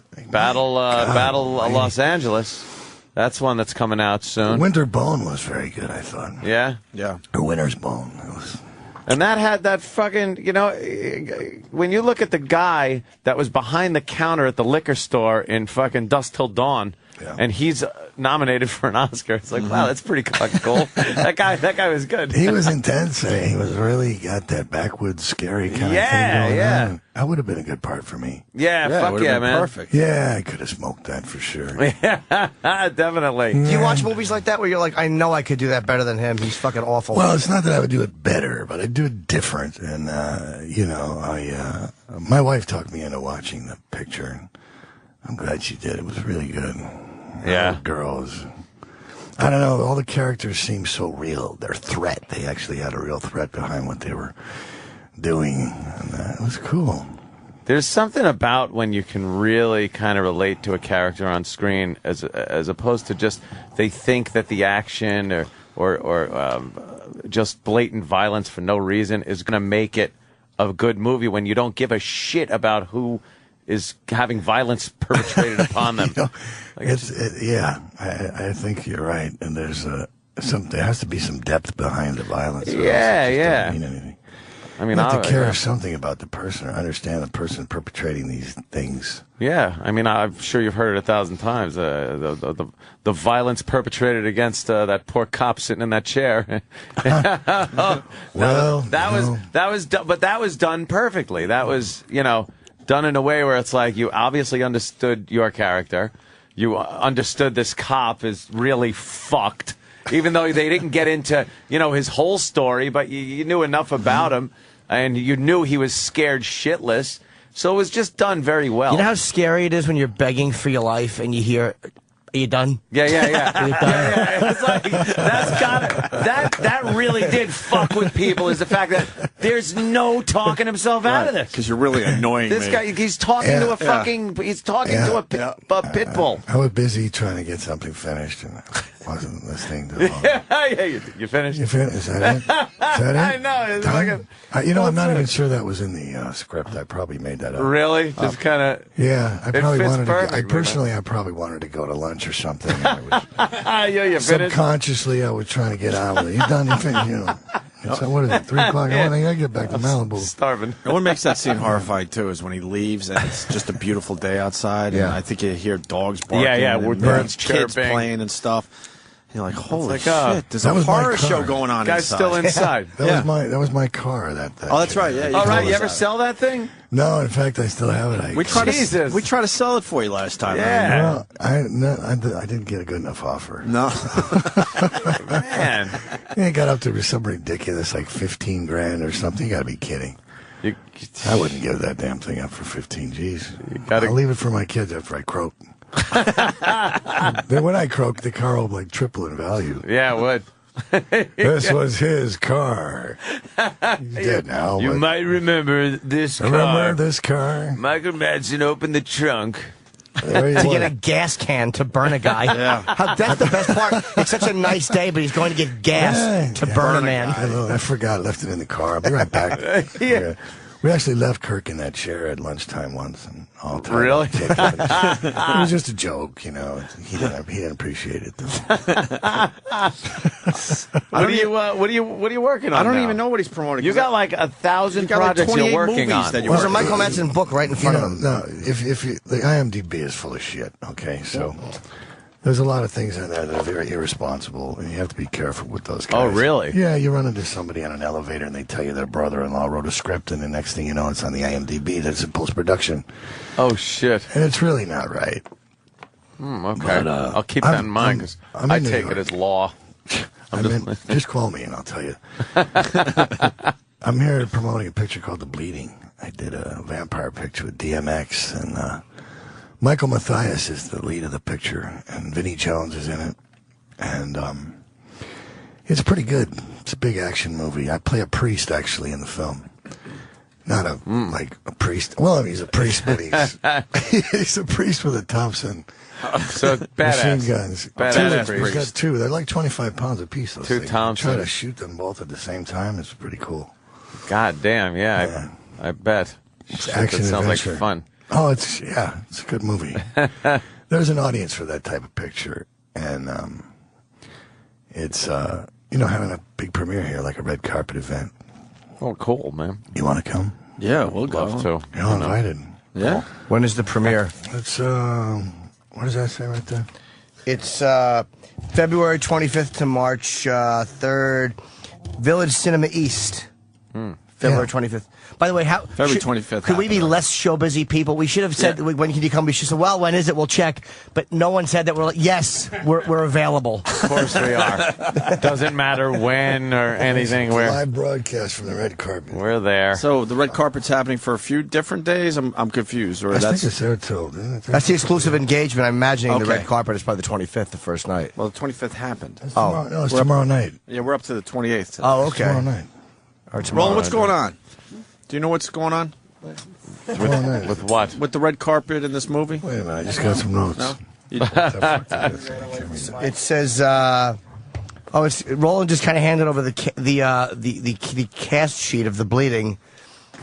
That's good. 'Cause we were wondering who the executive producer was, Roland. Why are you handing us this? We're just trying to be polite. What a Roland just guy. handed a list of executive producers and producers. Of the movie? Yeah. It's the worst piece of paper I've ever. How many it's of those the names least do we helpful know? thing he could have handed How many me. of those names we know? Frank Capra. Frank Capra Jr. That's pretty interesting. Oh, Lance Lane. That is. Lance Lane. Yeah. Lance Lane is cool. Yeah. Yeah. Yeah. Patrick Durham. Yeah. Yes. What is Roland doing? What are you doing, Roland? What? You're messing up our Madsen interview. Yeah. We don't No, get wait to a talk to second. him that Here's my often. book. Yeah, what's the Brought book this- about? I brought see this that. for you guys. Okay. American Badass. Fuck. Every morning on the show, you have to read one poem. Oh, Jimmy loves reading Every morning, poems. you can pick one out and read one. And Jimmy, you want to read one? I would love And to. Yeah. you wrote the poems? I did, yeah. Yeah? Yeah, you want to hear one? What's the gist of it? Yeah. Well, it's short stories in poetry. It's like from my world travels. That's Thailand, by the way. That's a man, believe it or not. I believe it. You're talking to a man that's taking that plunge. Oh, no. Jimmy's tasted the fruits. Did you find out the hard way? Yeah, kind Well, Considering it's he likes to tell himself that. Yeah, I didn't know. Oh, boy. Where's page 53? Can Some you cool pictures in that book. Can you find page 53? There's some cool What were you doing in pictures Thailand? I need some glasses. Michael. I was shooting a movie. Shooting a movie? Did you I get was to with, check out some of those weird sex shows? They get really strange over there. Yeah, they in the strip kinda- clubs and they- stuff they with kinda darts. do. and- They have different themes, you know. They have different girls, secretaries, and pom-pom girls, and college. I saw some girl, she took a pin with a feather on it and put it in a straw and then put it in her vagina and did some kind of muscle move and Yeah. the pin shot out and popped a balloon. Not bad, huh? It's fucking amazing. It's a hell of a talent. Can you do that, honey? She doesn't have to. She has many other things. that Many other keep talents. Me occupied. I need some glasses if I read this thing. I know, right? You got any reading I glasses? hate that. My eyes are gone. Oh, they say that's what happens. The eyes, the knees, and everything still works with me. But I need some reading glasses. Do we have any glasses for Michael? It's been funny. You like it? Your wife's giving you Oh, hers. look at there you go. Oh, thank you. honey. You are going to look fantastic with those on. All right. Can you see with those on? That is Hold great. on, I got Oh, my God. fucking picture. Hold on. Are you Oh on the my Twitter, God. Michael? I know somewhere. Somewhere? Somewhere. It's called Red Dragons. The dragonflies have an airstrip in Thailand. They line up like little red helicopters all along the stretch of stone next to the pool. Every morning I go for a swim, and even sometimes in the river. One has to be careful because the River Kwai has a strong current. I heard that long ago there was a bridge that became famous because it was blown up by POWs during the war to stop supply trains from getting across. I also heard there are some letters written by soldiers that were here.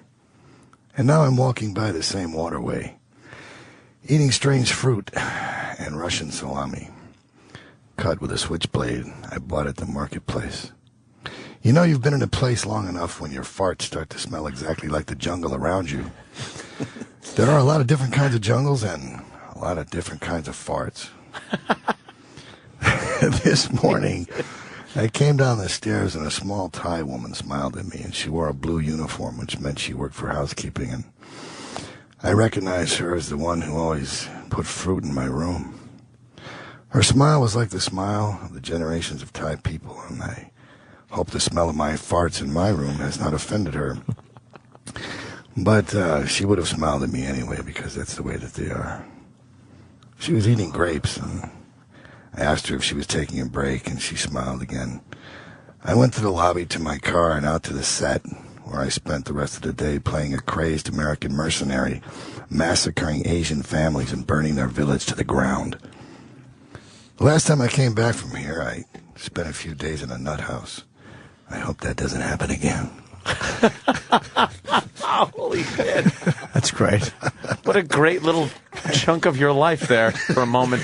Listen to those pages of it. If That's a great book.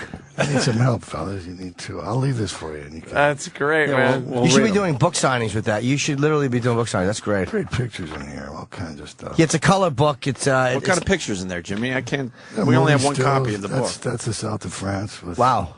her. That's my little 5-year-old Luke. Yeah, you got like Cool Hand Luke. He calls himself Cool Hand Luke. Yeah, there's just pictures. Self-proclaimed Cool Hand. No, he has a Cool Hand Luke poster on his wall, and he recognized, his name Luke, and I said, "It's Cool Hand Luke." So now, he said, "What's your name?" He goes, "Cool Hand Luke." He can't. He's going to try to eat 50 eggs, but Yeah, I hope he doesn't. That's a tough order. Some great shots in there. No, he's a cool little guy. He's actually, he's charming. He's pretty funny at 5. He dislocated my jaw the other day. How'd that happen?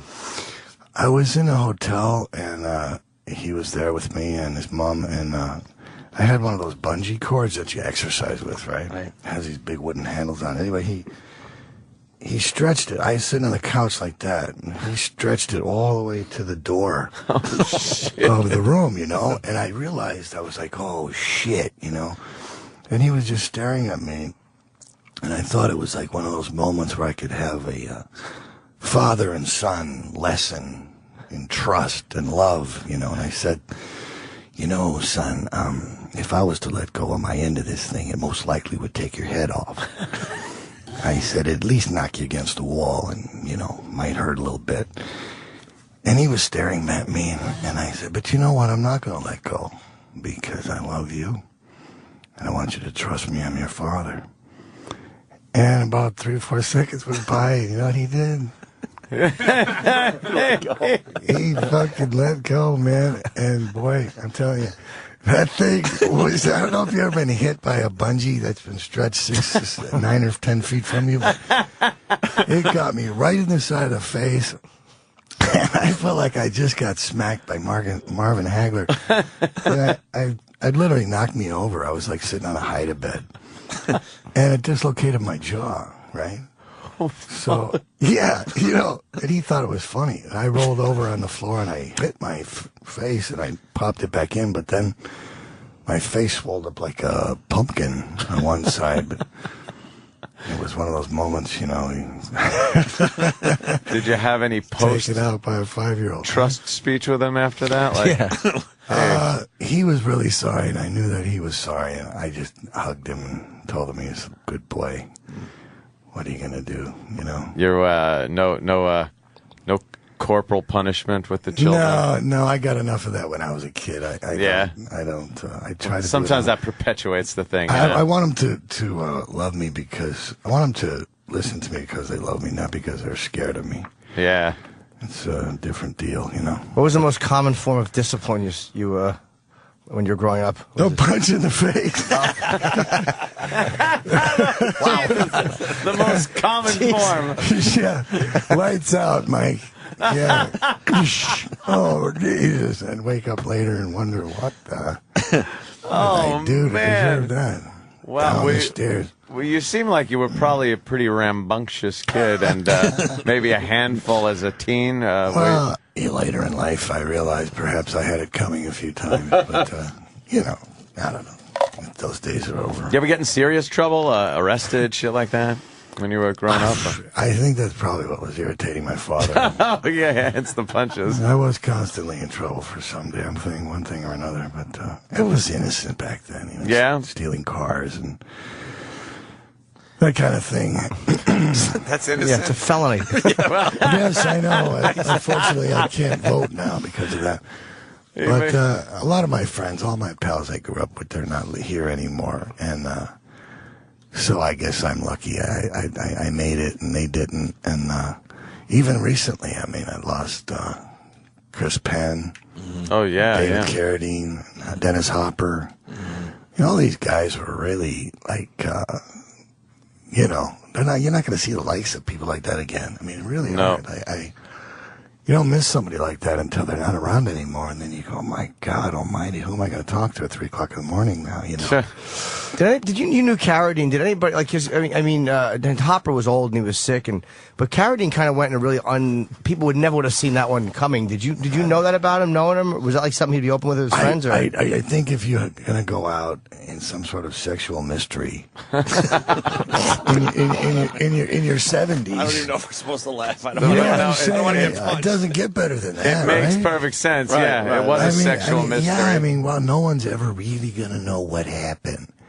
You know, it's like Kennedy or Marilyn Monroe. You know, what really happened? No one's going to know. And I think that's kind of interesting. I mean, it's very David to have done something like that. Really? Right? You know, I mean, what an exit. Yeah, it's sort of like a... That's a great way to put it. What an exit.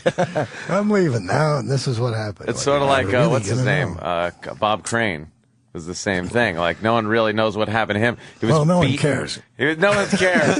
But it was such a sordid thing. Like, you just thought of him as being dumb Hogan from Hogan's Heroes. Got murdered by a And then you tripod find out, or like, his skull was Yeah. literally pulverized with a tripod. Somebody was angry. Yeah, someone was He mad. didn't do it to himself, that's for sure. No, it There was wasn't suicide.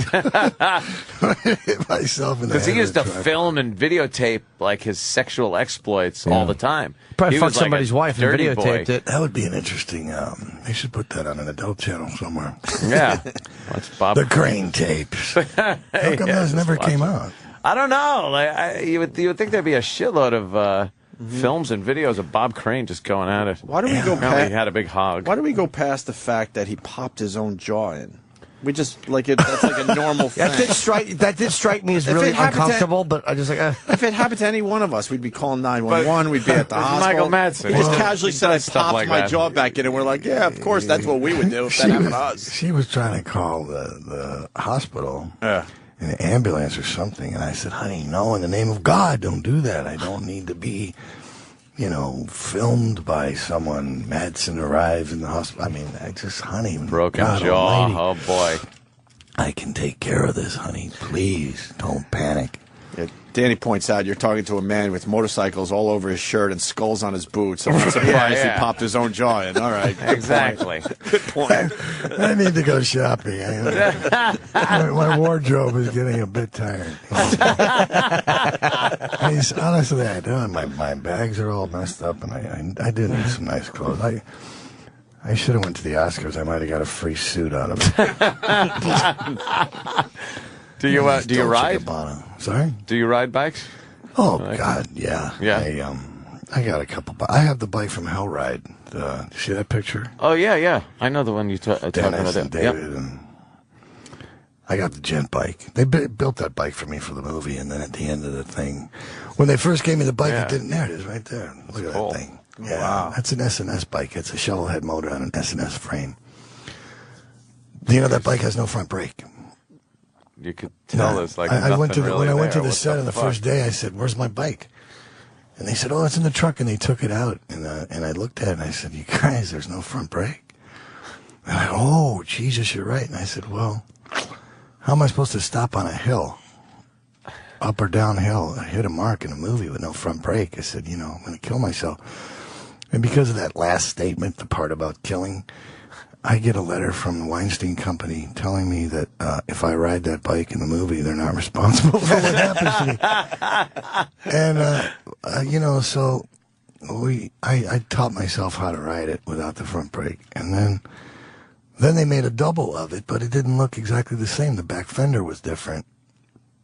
and the front wheel looked different because now it had a great big disc on it. And so I said, listen, I already know how to ride this one, so I'm going to keep this one, and I'll sign the paper, I'll sign the death warrant, but I want to keep the bike. Oh, shit. Yeah. So it was kind of a deal we made. And your life? It's in my garage. Risking your life for the bike. Yeah. Pretty much what you did. It's mine now, man. It's in the garage. I got the gent bike. Another one of those items that'll be worth some dough when I kick off. Jesus. How much harder is it to stop? I don't know how to ride a motorcycle. How much harder is it to stop with no front brake? Well, it depends on how fast you're going. Depends on what kind of surface you're on. And, you can usually glide into something with a foot brake and then eventually put your foot down. And you don't want to try to stop on a hill, man. No. It's a bit sketchy. But we were in Barstow, and there's a lot of flat highways over there. Gets a little squirrely on the back It's a good wheel. bike. It's a great motorcycle picture. The plot doesn't make much sense, but it's really fun to watch it. Can't understand what it's about, but it's really cool to watch it. Quentin Tarantino cut that thing. Thank God he saved it by editing it. Yeah. Really? Well, apparently it was pretty hard to put it together, and they did a couple passes on the editing, and then finally Quentin said, okay, now it's my turn. And he took all the footage and actually put it together really nicely. Those are the most underrated guys in Hollywood, are the editors. Sally Minky, too, yeah. She was on the, when they did the Memoriam thing last night, they showed Sally. Yeah. Yeah, she's cut me, good Lord, a lot of times. And, Yeah. She was really wonderful. It's sad what happened to her. It is amazing. What happened how to her? She died hiking. Yeah. Oh, she was the one She that was died up in hiking. Griffith That's Park right. somewhere. That's right. With her dog sitting next to her, hypothermia. Yeah. Good God. I used to hike in Griffith Park when I first went to Hollywood. Why? Was it the thing to do? Get out and do some hiking? I used to hike up to the observatory. Oh, nice. And I used to sit up on the roof up there and read scripts and look at the Hollywood sign if you could see it through the smog. And I don't know. I was very introspective in those days. Thought it was like the thing to do, and I was a loner. I was here by myself. I was pumping gas in Union 76, and I had my Harley, and that was about it. And, I didn't know where I was. I just separate yourself from everybody else that has a script and is trying to get work out there and working at gas stations. It took a while. Yeah. It took a long while. I met a lot of people pumping gas. Fred Astaire came in on Christmas Eve. I remember he had a flat tire. I met Peter Falk, Cicely Tyson, Warren Beatty, Jack Jesus. Lemmon. The gas Jack Lemmon. station to the stars. Jack Lemmon had this really old MG, and I met Don Knotts one time. Oh, really? Yeah. Were any of them Lots cocks or no, they were all okay? Huh? Were any of them pricks or they were all okay? I thought Warren Beatty was very bizarre. And then years later, he was supposed to play my brother in Kill Bill. Warren Beatty was the original Bill in Kill Bill. Oh, really? But him and Quentin just couldn't understand each other. Mm-hmm. So they decided to not work together. That's how David Carradine got in there. But everybody was pretty nice. I met Donald Sutherland came in one time. He was very bizarre. He's about 7 feet tall. But I had the guy that I worked for, his name was Ray, and I started getting episodic television shows. I got an episode of St. Elsewhere, and then I did an episode of Cagney and Lacey. And I went to, I said, look, I got a TV show, and I'm going to have to be off for, Tuesday and Wednesday. And he goes, listen, kid, let me tell you something. I was like, what? What is it? He goes, you better figure out what you want to do. Why didn't you tell us you were an actor when we hired you? And I said, well, I really didn't think I was qualified to say that. And he said, we need you around here, so you better make up your mind, son. What are you going to do? The chances of this continuing to happen are 1,000,000,000 to 1. And I said, well, considering I'm making $2.50 an hour with you, man, I said, I think maybe I'll take a shot. Yeah. After a few more shows, that was it. I worked with Dice for a long toured with him, and he loves you. He would speak very, very frequently about your days on Crime Story together. Yeah, he's a fun guy. He's great. I probably would have seen him this weekend if I'd been in L.A. because I was supposed to do that thing at the Beverly Hills Hotel the night of 1,000 Forgotten. but I didn't make it. What's that? I'm just joking. Oh. It's a thing called. How stupid am I? No, it's a thing called Night of 100 Stars, and they do it at the Beverly Hills Hotel. It's like a viewing party, and it's very nice. And you see a lot of people like Mickey Rooney and Connie Stevens, and Holy shit! Lou Ferrigno, and it's great. Batman. And there'd be me and David Carradine sit there. You know, why are we here? Then Dice would come over and sit down, and it would all become obvious and understandable. Now there goes Judd Nelson. Holy Jesus! What would it be open to the public, or is that Scott Baio? It's like Comic-Con. My God Almighty! Look at him. Get real excited, huh? when is they it walk open by? to the public? Do No. people come in? No, it's So what is it like? This just Norby Walters throws the whole thing. It's actually a really, really nice event. I met Anna Nicole there. Remember her? yeah. Yeah, she reached across the table and grabbed my hand, and she was telling me how much she loved me and Thelma and Louise, and she wouldn't let go of my hand. She's a big chick, man, you know? And she was pulling hard, and she almost pulled me across the table, for Christ's sake. I mean, I had to pull away from her to get away from her. She's like, like a rhino. She was a big girl. shit. She was hammered. What do you do in between films? What do you do for fun? Well, I have 6 boys. They remember that. Lots of kids to take care of, and there's a lot in here about them. It's being a father of that many boys is very, very complicated because they're all in different stages of their mental development. You know, so one of them's, in this phase, another one's in that phase, and they're all kind of in a wonderful way. What are the ages? My oldest son is 23.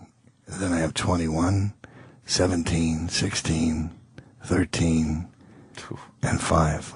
You're just you are really very in virile it. man. You are in it. Testosterone. Yeah, I'm busy with them. Did you keep going because you wanted a daughter? No, the daughter thing is very scary to me. I mean, who knows? I mean, maybe someday, but right now it doesn't seem likely. I wouldn't want to raise a girl anyway. It'd be too complicated. I'd prefer, if I had a daughter, I'd want her to be gay. Yeah, that's what a lot of guys say. Like, the thought of some sleaze coming Hello, Mr. Manson. Hey, wait a second, Hello. man. Yeah. I know what you're doing. Yeah, I remember that. It's different when the boy, when the sons have the girlfriends come over and they have the towel on, Hi, Mr. Manson. You're like, oh my God. Please go in the other room. Go outside. Please go away from me now. You have to leave. Yeah. Yes, please get out. Oh shit. You're out of town, and the housekeeper's like, there's a young lady over here, and the boys have her in the room, and I'm like, well, okay.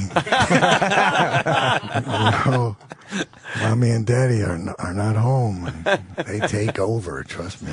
Do you see any of them maybe going in the direction you went in, as far as maybe a little trouble here and there? Or well, I think they could skip the trouble part. 'Cause that didn't do me any good. But my oldest boy wants to be a tattooist, and he's actually pretty good at it.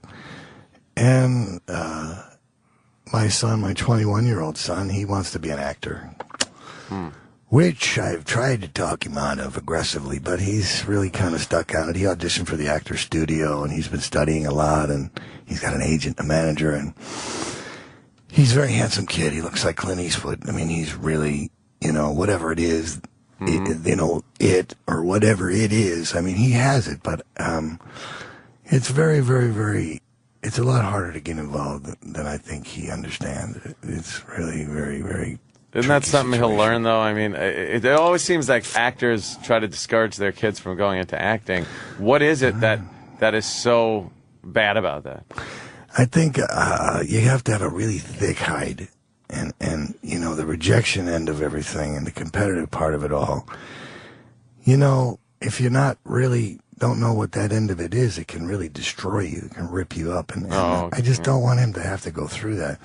If you look at Anthony Quinn or Kirk Douglas or anybody who had a few sons. Marlon Brando, for God's sakes. Steve McQueen. I mean, their sons really were up against a great big problem because every time they walk in a room, people would look at them and go, "What happened?" You know what I mean? It's kind of left them a little bit without anything to do in life. Did Brando's kid try to act? Oh, yeah. Oh, I didn't know Christian, that. yeah, Christian did, yeah. I was pretty good friends with him for like about 2 years before the shooting. And we had an awful lot of fun together. Christian was pretty cool, but he didn't know what to do with himself, and I felt sad for that. Did you know Marlon? I met him twice. He was, I was with Christian once, and it was on New Year's Eve. It was about 3 o'clock in the morning, and the phone rang. And Christian was like, this all the time pointing at the phone. You know, he didn't like to answer the phone. So I picked it up and I was, "Oh, put Christian on the phone." And I'm like, "What?" "I want to speak to my son." And I was like, "Oh my God." So I put my hand over the phone and I said, "Christian, you know, it's your dad, man." And he's like, I don't want to talk to him. I'm not going to say nothing to him. Tell him I'm not here. And I was like, "Okay."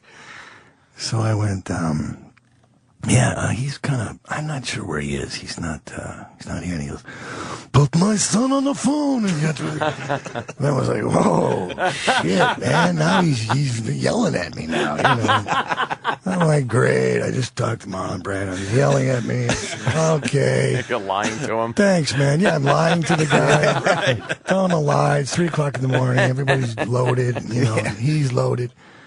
You know, and I'm like, this isn't good, right? And so I say, "Christian, in the name of God, pick up the phone." And he's like, "Yeah." So he goes in the other room and he picks up the extension, you know, and I'm trying to be polite. I'm not going to hang up. I want to make sure he gets it, right? So I'm listening, you know, and Christian picks up the phone. He's like, "Yeah." And Marlon goes, "Who was that asshole that picked up the phone?" And I was like, "Great." You know, I said, "No." And then now he's called me an asshole. You know, it's like, oh, You sure lost points real quick. Hey, fucking hell, you know, it wasn't a good beginning. What a great story. Hey, who'd you come up with in the I business? met him later the evening, and I was like, "Hi, I'm the asshole." Oh, you actually did Was that physically meet him? you? Was that you? I go, "Yeah." Yeah. Who'd you come up with in the business? Who were your peers? Who'd you start out with out there? Well, I grew up watching Kirk Douglas and Burt Lancaster and Lee Marvin and Robert Mitchum. All the tough guys. You know, those guys were pretty interesting. They don't have actors like that anymore. Humphrey Bogart and Spencer Tracy and Jesus, you know. That kind of talent just doesn't exist anymore. But I started off doing episodic television. You know, I was orderly in a hospital, and I worked as an auto mechanic. I worked as an orderly. I did landscaping. I was a pipe fitter, a plumber's apprentice. I went to school to be a paramedic. I drove a lot of tow trucks. I worked in a factory that made airplane parts, and oh my God, I drove a lot of trucks. I parked cars. Good place to steal them from, too, by the way. I did a lot of stuff. I tried to start a landscaping business and cut a lot of grass. And, I painted houses and I shoveled the snow. I did. Jesus my Christ. God in heaven, I did so many things. I worked in a lot of gas stations, changed a lot of flat tires, pumped a hell of a lot of gas. And I had this idea about the acting thing, but it didn't really seem like a reality. When I started doing episodic television, I didn't really see any. Peers, I don't know. I didn't have any of those because I was kind of a cowboy. I didn't realize when I got off the plane that a leather jacket and motorcycle boots was a costume. In Hollywood, you know what I mean? And I didn't. It could have well for the dawn on me.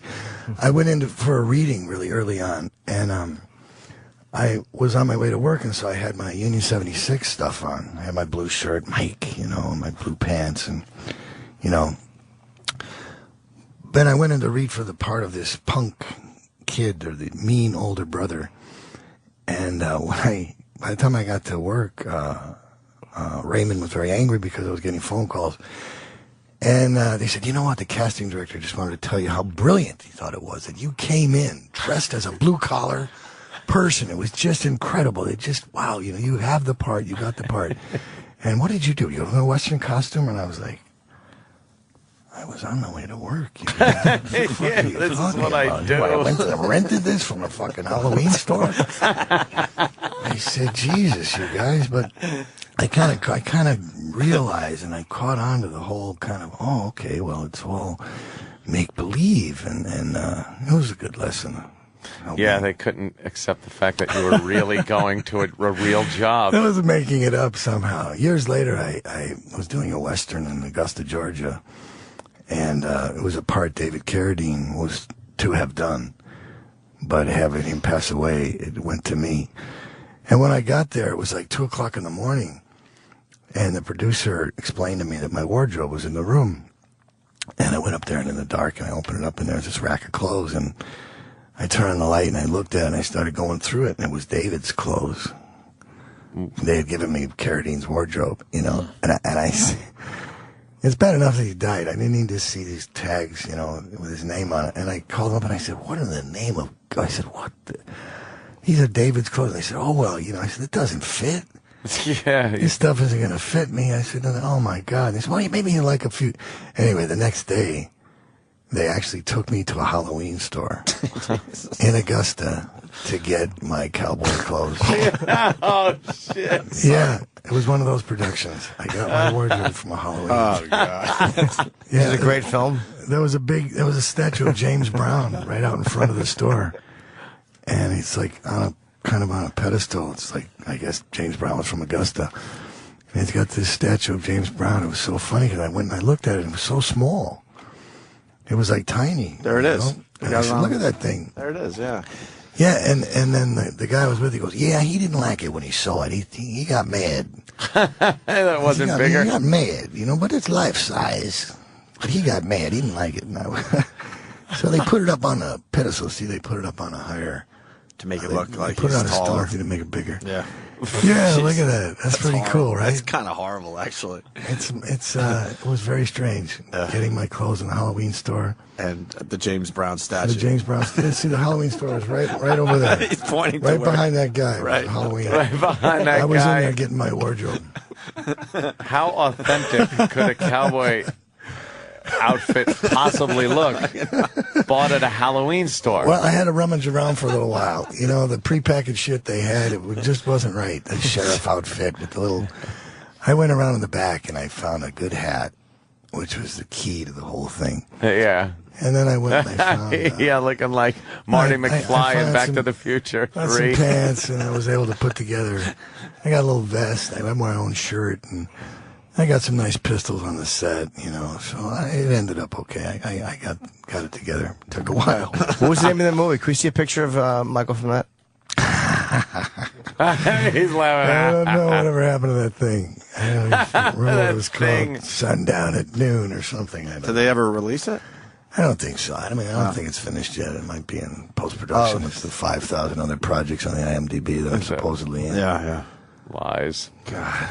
You handle a lot of firearms in movies. Are you comfortable with them? Do you like shooting? Yeah. Yeah. Yeah. I mean, I have a hard time sometimes watching other actors with weapons because sometimes they just don't look right holding it, Mm-hmm.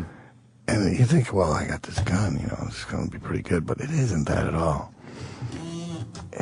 I can't explain it. So the way you handle it, I think, is very unique. I mean, I think Clint Eastwood is good with a gun, but it's not. It's an intuitive thing. Not everybody can do it. I've rarely seen anybody who can handle a gun properly. Kirk Douglas could do it. Robert Culp could do it. Steve McQueen was pretty good with the shotgun with the 12 gauge in the Getaway. I have that gun, by the way. His son gave it to me. Really? Yeah.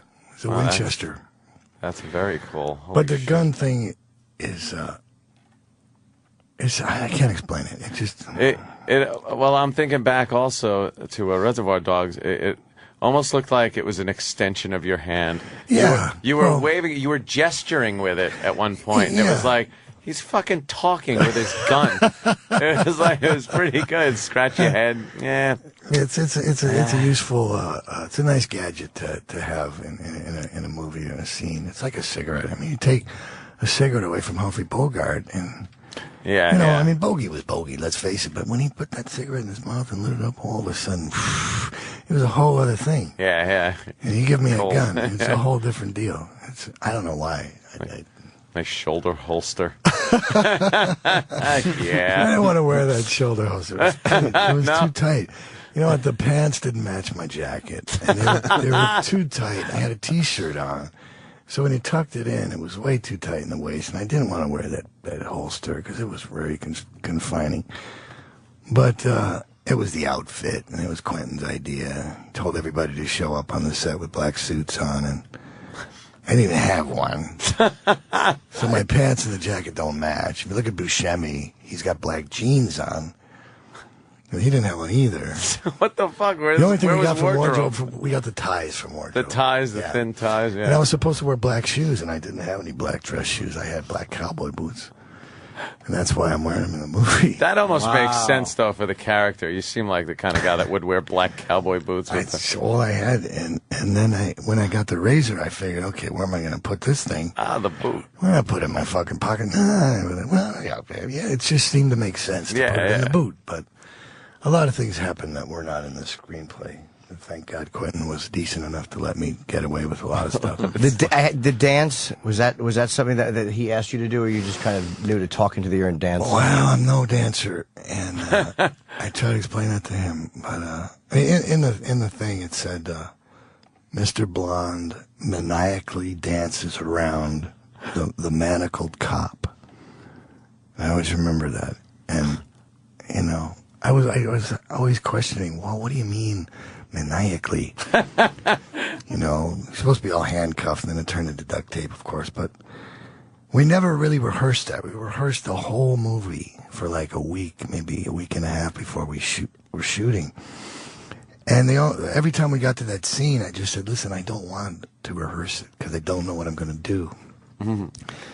And thank God Quentin didn't force me to do it, because he obviously knew that I didn't know what I was going to do. And I kept saying, I'll do it on the day.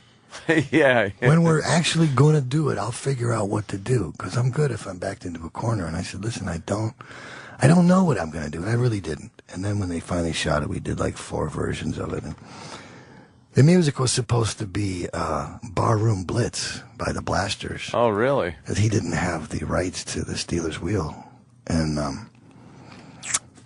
so I did it to Steelers because I knew that was the one he wanted. So, and the talking thing. It's very subtle. The little dance is very subtle. It's very understated. It's great. Yeah. It's a subtle little move. I suddenly had to do something, and then I had the damn ear in my hand, and when I was supposed to walk out of frame, but then actually he picked me up coming in the frame, and I was holding it, and it's funny when you watch yourself because you see things that other people don't see, but I see myself thinking, because I was thinking, what am I going to do? Oh, really? What am I going to do with it? So, and he was going, throw it, toss it, and I didn't really want to do that. Yeah. So I said, hey, can you hear me? That was his ear, right? Yeah, So hey, can you hear me? And then I threw it after that. But the dance is great because it really is. That's the way a sociopath who can't dance would dance. Absolutely. Does a little spin, a little backwalk. They're not good moves. That's just what you do when you're massacring a man. Fucking lunatic. Yeah, it was time to get the razor out, though, because I wanted to stop dancing. Yeah. It was the perfect way to stop the dance. The song is just synonymous with this scene now. I think anytime you hear that. I'm like an animal. Whoa. It's brutal. No, I told him, I said, Kirk, I'm going to jump on you like an animal. See? There was no other way to do it except mount him. It just, I realized you had to. I mean, imagine, it wouldn't be easy to. So now you're hashing this out in your head? Yeah, and Quentin's going, throw it. See, I didn't want to. I just didn't really. You just turn around like. It was like 3. And then you laugh at him. It was like 3 days later, he goes, you remember when you talked in the ear? And I go, yeah. And he goes, it's in the movie. And I had never really thought that it wasn't going to be. So it was kind of God damn. another lesson for me. Cause Yep.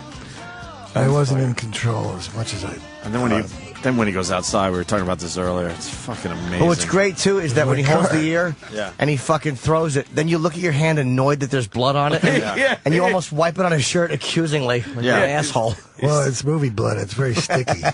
and there's the car you can own. Well, you see me trying to get my keys out of my pocket. My hand was all sticky from the blood. And the fucking keys were like stuck in my pocket by the third time we did it. Poor Kirk was, later. He was covered in it. Yeah. He Now, was your character supposed to have just had a can of gasoline for emergencies, or did you specifically get it to burn this guy up?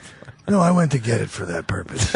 Okay, yeah, that would make sense. I tried to explain to Quentin that if in fact I had set him up, if I blazed him up, can you imagine the horror of him burning in flames at the same time I'm being shot by Mr. Orange? Now that would have been pretty powerful. Yeah, no shit. That torched him, and oh my God.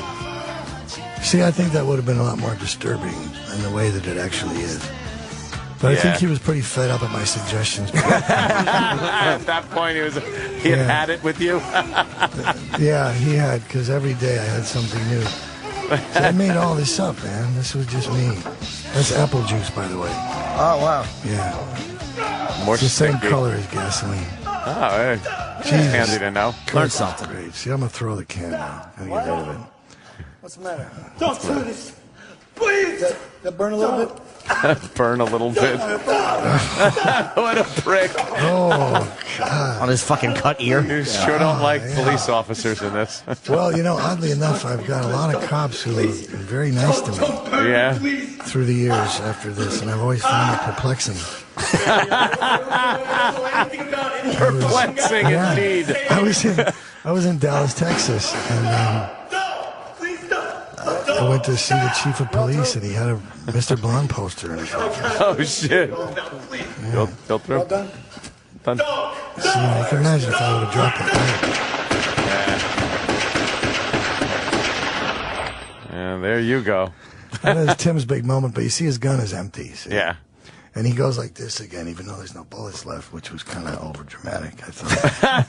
Yeah, it was a little over And then he dramatic. drops the clip, and now he's going to go like this again because he didn't know what else to do. See, he's delirious from bleeding. It's okay.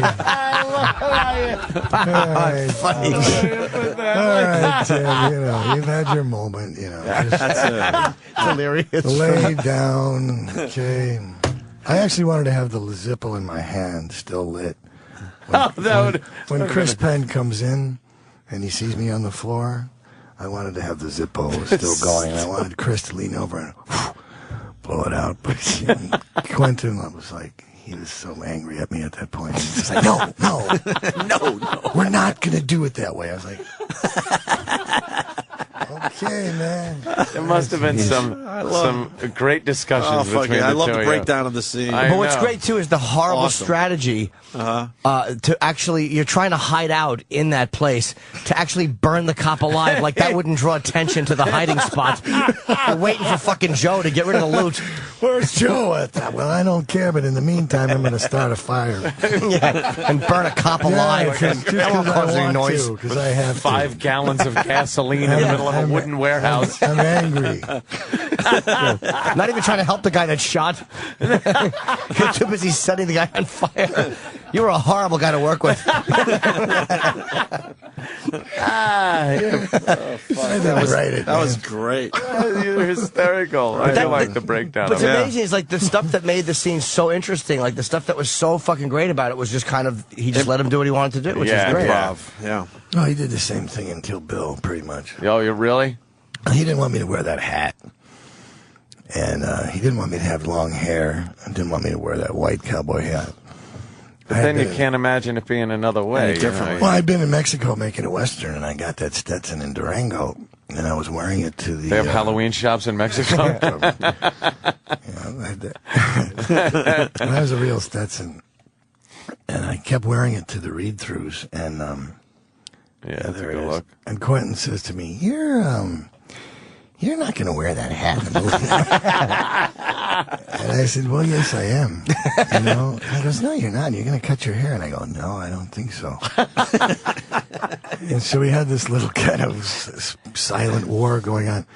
And I think by the third read-through, I had become concerned about Uma because she would not make eye contact with me.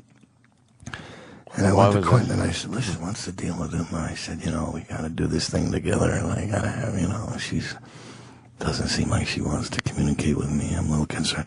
And he goes, No, it's just the way she is. And when it comes down to it, she's going to be there and she'll be good. And I said, "All right, you know," and I was leaving. And he goes, "Oh, yeah. And I go, "What?" And he goes, "You know, now I can't picture you without the hat. And I can't picture you without the hair, so we're going to do it." And I said, "Oh, well, okay." But then after about a week of shooting, I did the stuff with David at the trailer. And then we're out in Bakersfield. I'm supposed to be doing the strip club. And he comes to my camper and he gives me sides. He wrote a scene. And he gives it to me, and he goes, "This is what we're going to shoot today." And I said, "Okay." And I read it, and it's the scene where the guy tells me to take off my fucking hat, right? So he wrote a scene to make me get rid of the hat. What an asshole. Yeah, you know? He set me up, man. He let me get comfortable. He knew I wanted it. He knew it was my kind of, it was my strength, right? I had the hat, you know, and then he made me take it off, because then I didn't have a choice, because it was in the script. Now it's in the movie. Like, oh shit, now I can't say no now, right? He probably toiled. How could I get him to take that fucking hat off for a while before he realized I'll just put it in the script? Yeah, that's what he did. That's a genius, okay? That really is. But the thing is when I took it off, I don't think he really fully anticipated the emotional empathy that I was going to get. Because you really kind of were like, "Oh, man. Yeah. Oh, Bud, take off his hat." You know? You should have had a smaller hat underneath. Bud was bummed out. Little tiny one. Like those Clinton things. Every time you take one off, there's another one underneath. Yeah, Till finally there's like this fucking thing. Tiny little Is this one derby. okay? What about this one? Oh, man. Who knew Kill Bill was all about the hat? Yeah. It was kind of. Everyone was obsessed with the hat. It was I a had to- sympathetic scene for you. I became the moral center of the film. Right. Yeah. Writes a scene just so you get rid of it. Yeah, it was, I mean, God, what a thing to do, right? Did she not make eye contact with you because of the way you guys were kind of playing? You know, she was kind of supposed to not like you. Yeah, I think, a little. well, I mean, everybody, all actors have their own way of getting to this psychological place they need to be, and I think maybe she was just trying to feel me out and just trying to figure out what I was going to do, or, let's face it, I mean, I had to do some pretty bad things with her, and some pretty mean things, and I think she was just trying to find her way around me, or trying to figure out what I was doing, or maybe she was trying to throw me off. I don't know, but the first thing we did was the thing in the graveyard. And when I first went to the set, her stunt double was in the back of the truck, all tied up with belts and stuff. And I went, "Oh, God, you know, I'm going to play this whole thing with a stunt double." But then after we did the blocking, and then I came to shoot, my God, there she was. And she started looking at me then, and I realized it was just her way of preparing. But she ended up being great, and I love our stuff together. I blew the whole front of the camera off with that shotgun, by the way. Really? Yeah, did you see that? See, watch when she comes in. The whole front of the camera? Yeah, I blew the whole lens off the camera. Bam. See that? Whoa. I had it right up against the lens, and but the shells were rock salt. And when I did a test fire outside with it, and it was just like a big cloud of dust come out, and so they were thinking that it wasn't going to really hurt the camera. And they kept telling me to do it over here and over here and over there, and Quentin said, no, I want you to point it right in the lens. And I said, yeah, I think so too. So he loaded me up, and they, it should have had some plexi in front of it or something, but it was so close. I think they were worried about a reflection, but when I fired that thing, it blew the whole front of it. Wow. Like a $50,000 Panavision. Just blew out. Yeah.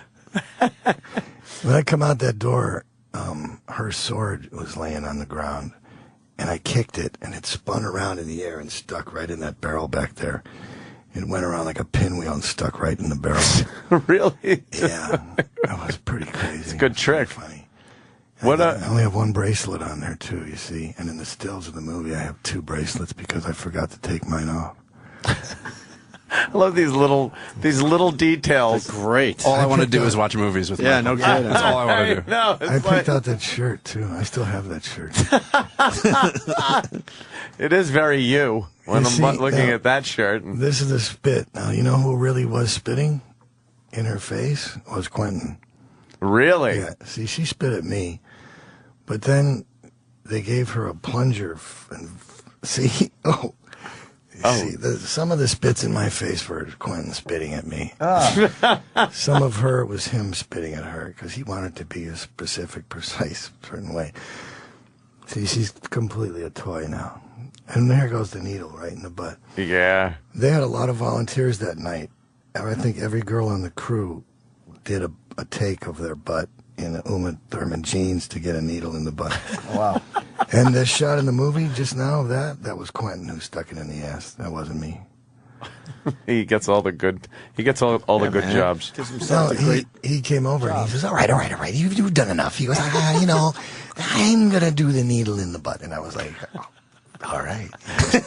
Mr. Director. Does Quentin have a foot fetish? I've heard that. Yeah. Because there's every shot, every movie has some kind of shot with a girl's feet and yeah. Yeah, he kind of does, but you see, in fact, I was supposed to wear 2 different colored cowboy boots.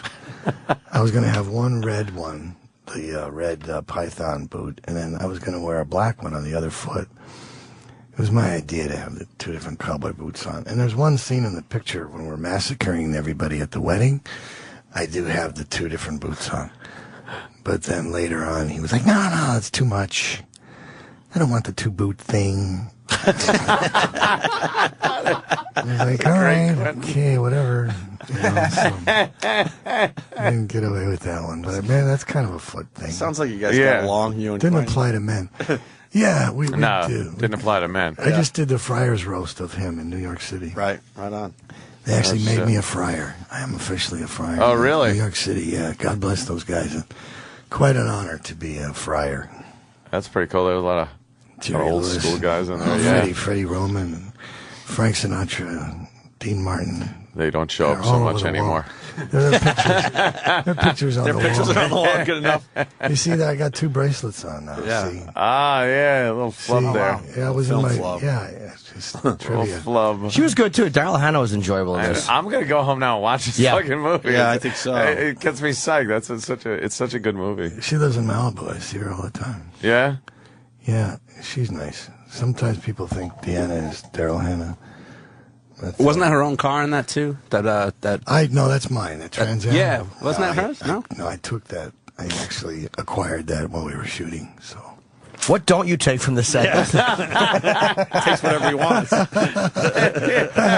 You Who's gonna tell him no, though? You can work things out, if you approach the subject in the Make right some way. deals. What's the coolest piece of movie memorabilia you have? I have that sword that's in my hand. Yeah. And, that's nice. my God, I got the Stetson. The Steve McQueen, gone. I guess the Steve That's McQueen pretty shotgun cool. is probably the best thing I got. And I had it ID'd by the weapons handler that made the original Peckinpah film. I was making a picture called Species, and Bobby Visiglio was the weapons handler, and he had been the weapons handler on the original Getaway, and I told him I had the shotgun. And he goes, "You don't have it." And I said, "Yes, I do." I said, "Steve's kid gave it to me." And he goes, "Yo, you don't have it." And I said, "I'm going to bring it over here and show it to you." And he goes, "All right, I got my books and I'm going to look it up. I have the numbers and everything." And I said, "Okay." I wrapped it up in a red bath towel and I put it in my trunk. And when I got to this set, I said, "Bobby, I have it." And he comes walking over and I open the trunk and He said, okay, man. And I started unrolling it. And the minute he had his books with him. And the minute he saw it, he just went, okay. And he used to walk away. I said, what are you doing? He goes, that's it. That's how good he was. He just knew it by sight. So that's all the identification I needed. That's pretty. Yeah, that's a great It's piece neat. of. It's a nice ratchet 12-gauge pump. What was your favorite movie? You've made a lot of movies, Michael. I played an Irish-American prize fighter in a picture called Strength and Honor that never got out there and never got any distribution. I think it got caught somewhere between the wrestler and the fighter. And, it still has a chance to be something good if it could get distribution, could get properly released. I think it's a really damn good film. It's a very emotional thing. There's no guns or cigarettes or anything. It's about a father and a son, and I accidentally kill another fighter in the ring in a prize fight, and I promised my family I'm never going to fight again. And then my little boy is sick, and he can get an operation in Los Angeles. The whole thing takes place in Ireland, and so I agree to do this big bare-knuckle fight in this gypsy camp with Vinnie Jones, and for the prize money to save my kid. And it's, it's funny because you do a film like that, and you see it, and you know how good it is, and you know what it could do. It could completely change the course of your life and your career. And then you find out about the underbelly of the industry and what really goes on with distributions and knee slapping and all kinds of deals that are made with people that want a certain thing in a certain place. And you're really, really hard to get in there, especially with an independent film. And it's still possible because I know the director and some of the guys are still trying really hard to get it in the theaters and get it released. But that's a good one. I mean, if I had to pick one out, I guess that would be it. Is there any way we could see it? I Can't it, just buy it online or something? I don't know. Netflix, Yeah, something. Netflix. That's the poster of it. See, Yeah. it's right there. I mean, look how many awards this thing got. It got like 38 nominations. I got Best Actor in Boston Film Festival. It got Best Picture, Best Director, Best Actor in New York Independent Film Festival. Did you get into Tribeca? No, it never went to Tribeca, but it did everything else. Los Angeles, New York, Boston. I remember when you were in here a couple of years ago, you were talking about this. You've been really pushing this for a couple of years now. Well, I'm really indebted to Mark Mahan, the director, and the guys in Ireland to put up the money for it. And it's such a beautiful story, and it's a different side of me, or maybe not. It's just, at least it was not the kind of movie. I mean, I think a lot of people saw it and they were like, oh my God. I think it kind of concerned some people who would be very happy to keep me in the box as the bad guy. Oh, really? And yeah, and but it's there. It's there. I mean, who knows what will happen someday? Do you just walk into some places and see some people and go like, "Oh, this guy," like you just know what the guy's all about? That Hollywood insider bullshit. Yeah, happens all the time. Yeah. Are you good at playing the game though? Like it seems like you're a pretty straightforward kind of, hey, go fuck yourself kind of guy. But yeah, to a certain degree, I am that way. But I've also realized that being that way sometimes can be very misconstrued. You can be in a room with 50 people and sign 50 autographs and have 50 conversations, but that 51st person who might want to talk to you when you're leaving or when the building's on fire or maybe, you have something really important to do and you don't have that much time for that one person. That one person, for the rest of their entire life on Earth, will say, I met Michael Madsen, that fucking asshole. He's a prick, he's drunk, he's a jerk, he's fucking blew me off. It's really kind of a mixed bag of tricks. You speak your mind and you talk about a lot of things that a lot of people know are true, but you can't really say it because if you do, you're going to be put out of the business for saying it. So it's kind of it's a very, very strange. I mean, let's look at this whole thing with Charlie Sheen is going on. But I'll tell you a story about Charlie. When my friend Christopher Penn died, Sean called me up to be a pallbearer at Chris's funeral. And I was carrying that box into the chapel. And I was really shattered. I mean, it was one of those times in my life where I just couldn't put it together, and I was really crying, like, heavily, and I had been for a couple of days, and I was really destroyed. And I was walking up the thing with them, and it started to happen again in the church, and I was crying so hard. And I felt somebody come over and put their hand on my shoulder. It was started to walk behind me, and I was carrying the box, and I looked behind me, and it was Charlie.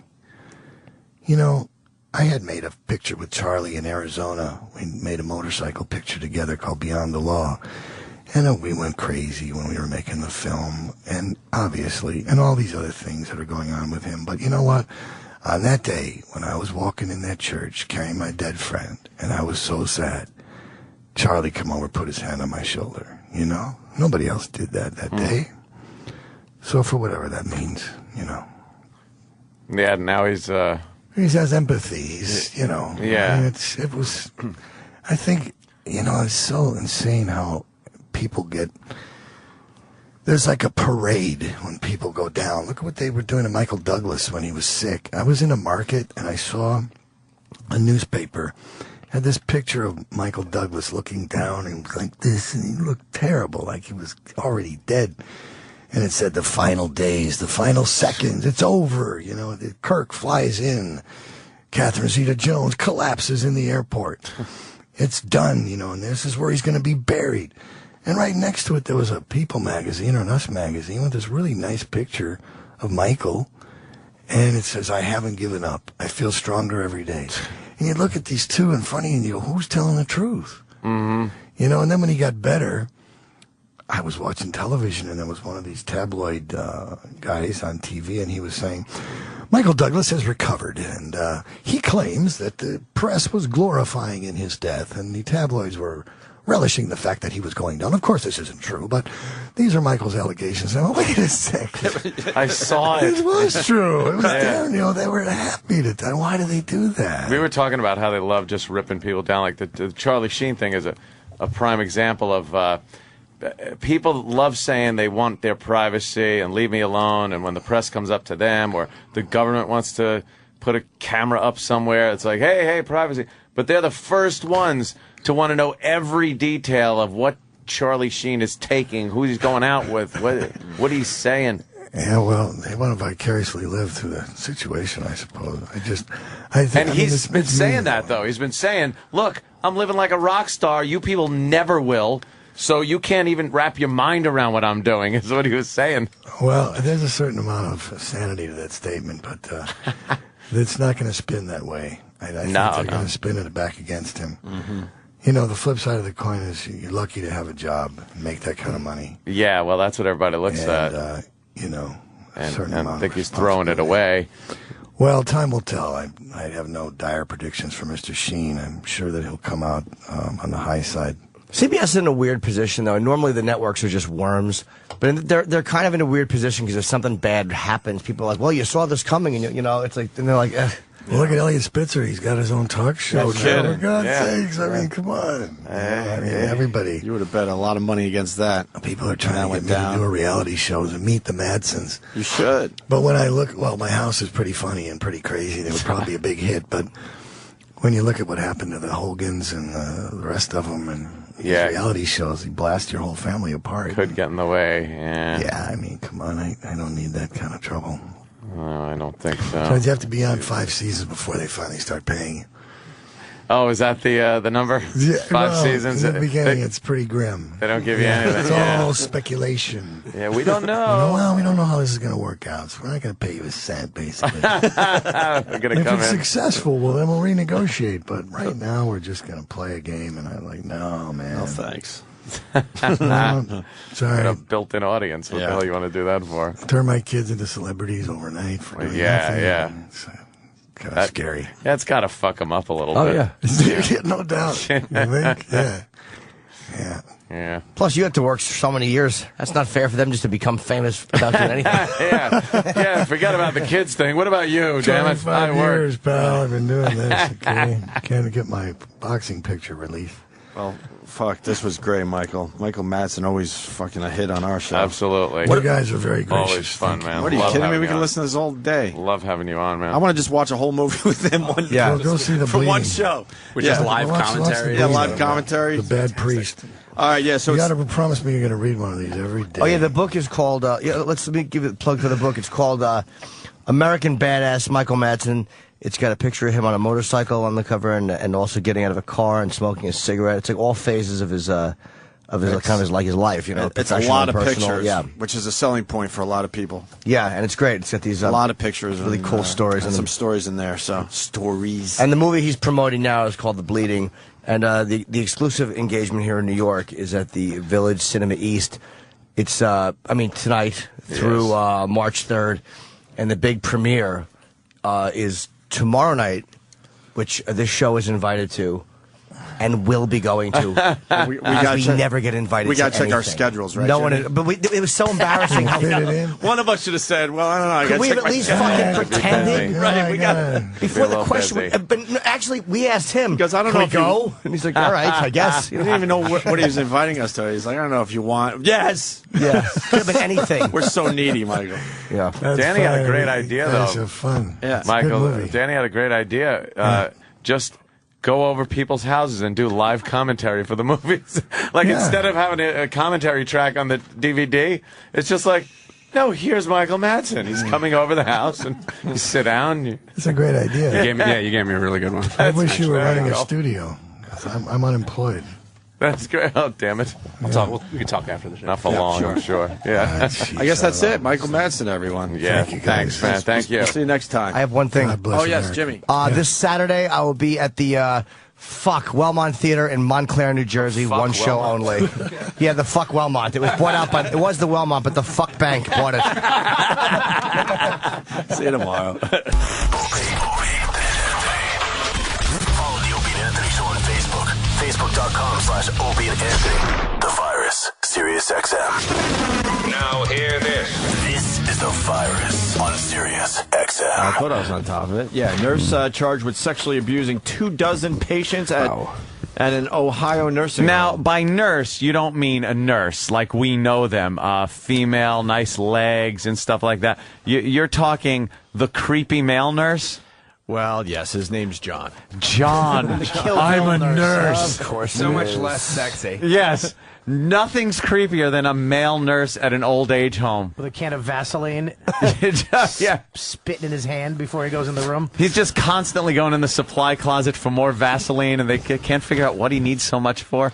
We don't use it. I don't remember his patients chafing that much. Some fucking burdens, deep dicking a burden. Next on News 2. At least they're good for something. Tomorrow on Fox. I can't believe TJ would say that. Exactly. That was me. That was Jim Norton. Jimmy Norton. Luckily, Jim Norton's got that raspy, sick voice. Yes. So Yeah. we can distinguish which stillborn jokes are his. Well, no, this is the abusing the elderly sexually. The stillborn stuff we're going to save. We're going to bridge into it. Hey, do we have some sexy music for this story?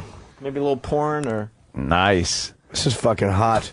So this guy works in an old folks' home. That's right. In Sandusky, Ohio. Sandusky? Oof. I'm just waiting for the music, and then we'll do the story. Imagine that. You're just some old codger in Sandusky. Your kids have abandoned you in this fucking shithole. And here comes the male nurse. Yeah, Jimmy's got the sexy voice today because Yeah, he's a little sick. So that's why right. don't you use that sexy voice, Jimmy? Get those cocks out, gents. A night shift nurse accused of sexually abusing as many as 24 elderly or disabled patients at a nursing home was in jail Wednesday. Many of the victims at Concord Care and Rehabilitation Center were Had no unable idea what to- was happening. Of course they didn't. They had no idea. They were unable to report the abuse. Stop whining. And some have since died. Stop whining. Wow, he really knew when to get them. Fucking put a satin pillow under their head and fuck them. All right, that's not the story. Police said that they suspect as many as 24 victims, judging by statements suspect John Rhimes made under questioning. Rhimes, 49, pleaded not guilty Tuesday in Sandusky Municipal Court to felony charges of rape and gross imposition. No, gross sexual imposition. Oh, yes, gross sexual imposition. What is he's, he? He's imposing. Sorry to impose, but I thought I'd fuck your cancerous mouth. Oh, God. I hope I'm not imposing as I rape your one-breasted torso. Jesus, what a sociopath. You are. No, I'm not the guy who did it. You sound like Danny Bonaducci today. Really? Oh, we're talking real fast. Guess what Danny says? I'll talk a whole lot until you can jump in and go, this guy isn't saying a fucking thing. We get it. You're ranting. The director at the nursing home said in a statement that Reams had been fired. I would hope so. Oh. Imagine if it said he'd been given a raise pending investigation. What's his name? R-I-E-M-S. John Rhimes. Oh, I thought you said Reams. Or Reams. That's R-I-E. more appropriate. Reams would be more appropriate. And we cannot share any more detail at this time out of respect of the privacy of our residents and in light of the ongoing investigation. They're looking into his past, blah, blah. Sure they are. Which include employment at other facilities. Of course. 24 old people. How does your dick get hard for 24 old people? For one. For one, of course. Jesus Christ. Well, he's a special kind of guy. One of those guys that are kind of into that, I guess. Old people. I think it's really funny that...